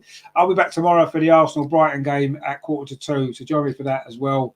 Hopefully, last week the women saved the weekend, didn't they? When the men lost at Aston Villa and then the women came and beat Chelsea so well. It looks like this weekend Arteta and his boys are going to have to save the weekend for us after this game today. Otieno says there, Frida and Ford are terrible at decision-making in the final third. Frida, I would agree with you. I think Caitlin Ford generally is better than she was today in the final third. She was unlucky with that shot, but Frida too often to me makes the wrong choices. Yeah, absolutely she does. She scores goals. She's got 5-6 goals this season, 5 I think. But yeah, she too often makes the wrong decision. I agree with you there. I think we'll let Fordy off. I think generally decision making in the final third is better than it was today. But yeah, they both didn't cover themselves in glory today. None of them did, let's be honest. Robert says, we were so focused on scoring, our players lived in Spurs half. Oops, they scored. Yeah, it was a little bit like that, wasn't it? I agree. Greg says, problem is everyone trying to score and not looking for the better option. Yeah, we snatched at everything in that last 20 minutes, didn't we? We were snatching at things. Sunflower says that they needed to be quick in there, crossing to the final third, but often pull back. Yeah, the wrong decisions. LG says, Jonas says he expects ins and outs in January. Who would you consider selling? Well, that was the thing, you see. I was quite surprised when he said about people going out. Obviously Lena Hurtig, the main one, she's not really been able to settle at Arsenal due to her injuries. So she might be one to go. Robert says, all the best with you. And yourself, my friend. Hopefully see you tomorrow for the men's game. If you're around, 1:45, we'll be here. Hopefully see you there. Enjoy the rest of your Saturday evening. It's going to be difficult to enjoy much of the rest of the day now after that, isn't it? Anyway, Steve says there, no manager is okay, just one loss. Well, it's 2 losses, isn't it? But anyway, who is going to go out? I don't know. Hope not Stina. That kind of worries me a little bit, because bringing her on so late today, the fact he's talking about players going out, I don't know. Jem Beattie, maybe she's not playing much, is she? Noel Moritz is coming to the end of her career. You think the goalkeeper situation is one that we need to look at. I say Lena Hurtig seems the most likely. Gio obviously can't get a game. Katarina Cole might go out on loan. So there could be a few out and then a few coming in. We'll have to wait and see. And Donny says, Jonas out. Not yet. Somebody says it's obvious Spurs goalkeeper wanted to save all the goals more than Manu, to be honest. Should do everything, even though the ball hits the bar. Manu just was. Yeah, but look, I'm not saying Manu necessarily could have saved that goal. She could have done, I don't know.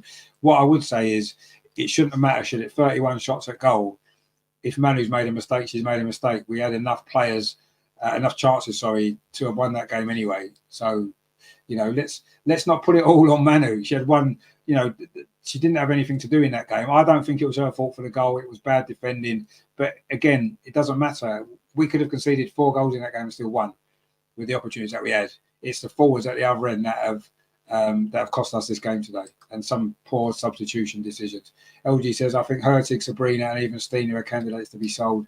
Hurtig, I would say. Sabrina, probably not, because she's the backup goalkeeper, unless we've got someone else in mind. It worries me about Stina, actually, after today. It really worries me. Why is he not giving her more time? Unless that's the option, we're going to be getting rid of her in January. I don't know. I'll be shocked and surprised and saddened if that's the case. Steve says, Jonas gave nothing away. The girls did. Yeah, but his substitution wasn't the best today, was it? He gave Viv far too long when she's not ready for that long. She's not sharp enough. He gave Stina too little time when she's our top scorer. Arsen says, how long is Kim's injury? I don't think it's long term. Obviously, there's a break now anyway. This is the last game until January. She should be back by then, so it's not a problem really. Somebody says, Jonas has a review of how Tottenham is going to play us from the Conti Cup, but no change to his game plan today. Yeah, but it was we had a different team today, didn't we? 9 changes, 10 changes, in fact, I think. No, 9 changes. So, it's a different Arsenal team. So, it wouldn't make no difference how Tottenham played. We needed to do more in that game, absolutely. And Donny says, can't beat Chelsea and then put it back in their hands. He doesn't like Steen, obviously. I totally agree. Beating Chelsea last week now is almost pointless. We may as well have lost to Chelsea and won this game. If you're going to beat Chelsea, you've got to win your next game. You've got to, especially as they're not playing until tomorrow. We had an opportunity to get 3 points, on them, put them under pressure. Now they've got no pressure tomorrow. Even if they lose, they haven't lost any ground on us. So we've put no pressure on them at all, and that's the most disappointing thing. I wouldn't say he doesn't like Steen. Obviously, Steen is top scorer. He just seems that he thinks Russo is the better overall player. And maybe as an overall player, Russo probably is better. But Steen is a better centre forward. Steen is a better goal scorer. And despite playing a lot less minutes, she scored more goals. And I think that's quite telling. So I don't know what's going on with that situation. Really, I don't. Stina was brilliant at the end of last season when we had no one else. She stepped up to the mark, scored in a lot of big games. And now she's been discarded almost. And something's not right there. Let's see what happens in January. I hope he doesn't sell her. I would start playing Stina, Russo deeper, Stina ahead of her. That's what I would start doing. And leave Frida out. That's got to be the option going forward. But anyway, we can't do anything about it now. This game's done. It's finished. We lost 1-0. We've thrown away all the good work that we did last week against Chelsea. And yes, bad performances happen. They do. But when you've already lost the game at the start of the season, you can't really afford too many more mistakes. Yes, as I said, teams will drop more points this season. But yeah, 2 defeats. It's disappointing. It's really disappointing to lose to Tottenham. There you go. Otieno says Stina might suffer the same fate as Iwabochi. Well, yeah, potentially. Let's hope not. I think Stina's. I don't think Iwabochi ever quite really managed to nail down a place in the team. Never really performed at her best level. I do feel as though Stina has done. You know, she was a top scorer last season. She's currently top scorer now. What more can she do? Do you know what I mean? She's done more than enough. Obviously, Jonas knows her as well from Sweden. I don't know what's happened there. She had a bit of an injury recently, but Rendition says that's the problem with Jonas. He sometimes doesn't reward places on performance merit. Yeah, that's happened before. I mean, I don't know. We don't see the players training. You know, it's difficult to know. But all I've seen is, you know, Stina plays, she scores the goals, and she's our top scorer. You know, so she should be on. When you're losing 1-0, don't throw her on with 10 minutes to go. Throw her on with 15, 20 minutes to go when we're losing. That's what you should be doing because she's our top scorer. She's likely to get us a goal. So, yeah, but he didn't. We've lost the game, and that's something that Jonas will have to answer to, you know, when it comes down to the questions he's going to get asked. Hopefully someone asks him these questions. You know, why is he, why did he leave that so late? These questions have to be asked. They have to be. But anyway. Dear. What can we say? We've lost the game, and there's nothing we can do about it now. Very, very disappointing. You know, we played okay. We created so many chances. On another day, we score 4 goals and we win 4-1 like we did last week. Everybody's happy, and there's no, you know, we're not sitting here feeling like this, are we? And the worst thing is now we've got a break until January before the next game because this was the last game of 2023. Disappointing way to end the year. The year started with a 1-1 draw against Chelsea at the Emirates. It's finished with a 1-0 defeat at Tottenham. A lot of frustrating things in between, some good things in between as well. We're going to look back on the year of 2023 on Friday's show with Andreas and with Amar.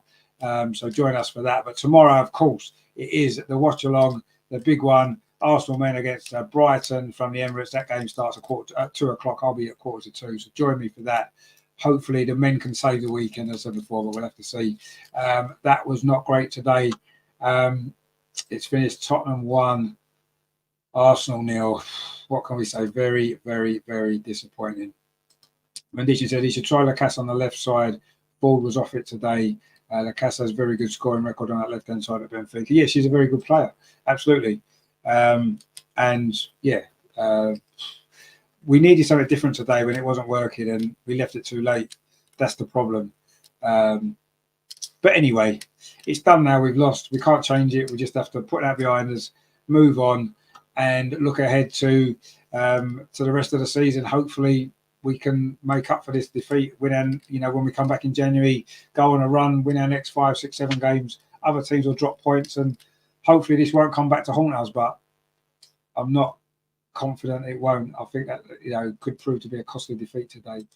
Altiana says in the long run we'll have to replace the manager to win the major trophies. This squad is a player or two to be undisputed best in Europe. I agree, the squad's brilliant. LG says Spurs lost their last 2 WSL games by aggregate of 11-0. That sums up exactly. It did, yeah, but they wasn't playing. They wasn't playing Arsenal. It wasn't a derby, was it? The Toonboss says Chelsea looked tired and failed to score during the week. Why are people panicking? Well, we're panicking because we've thrown away an opportunity to go 3 points clear today. We're not panicking. I just think we're worried because we've lost 2 games now. Yes, I agree. Chelsea do look tired. They're nowhere near as strong as they were. They are going to drop points. Absolutely they are.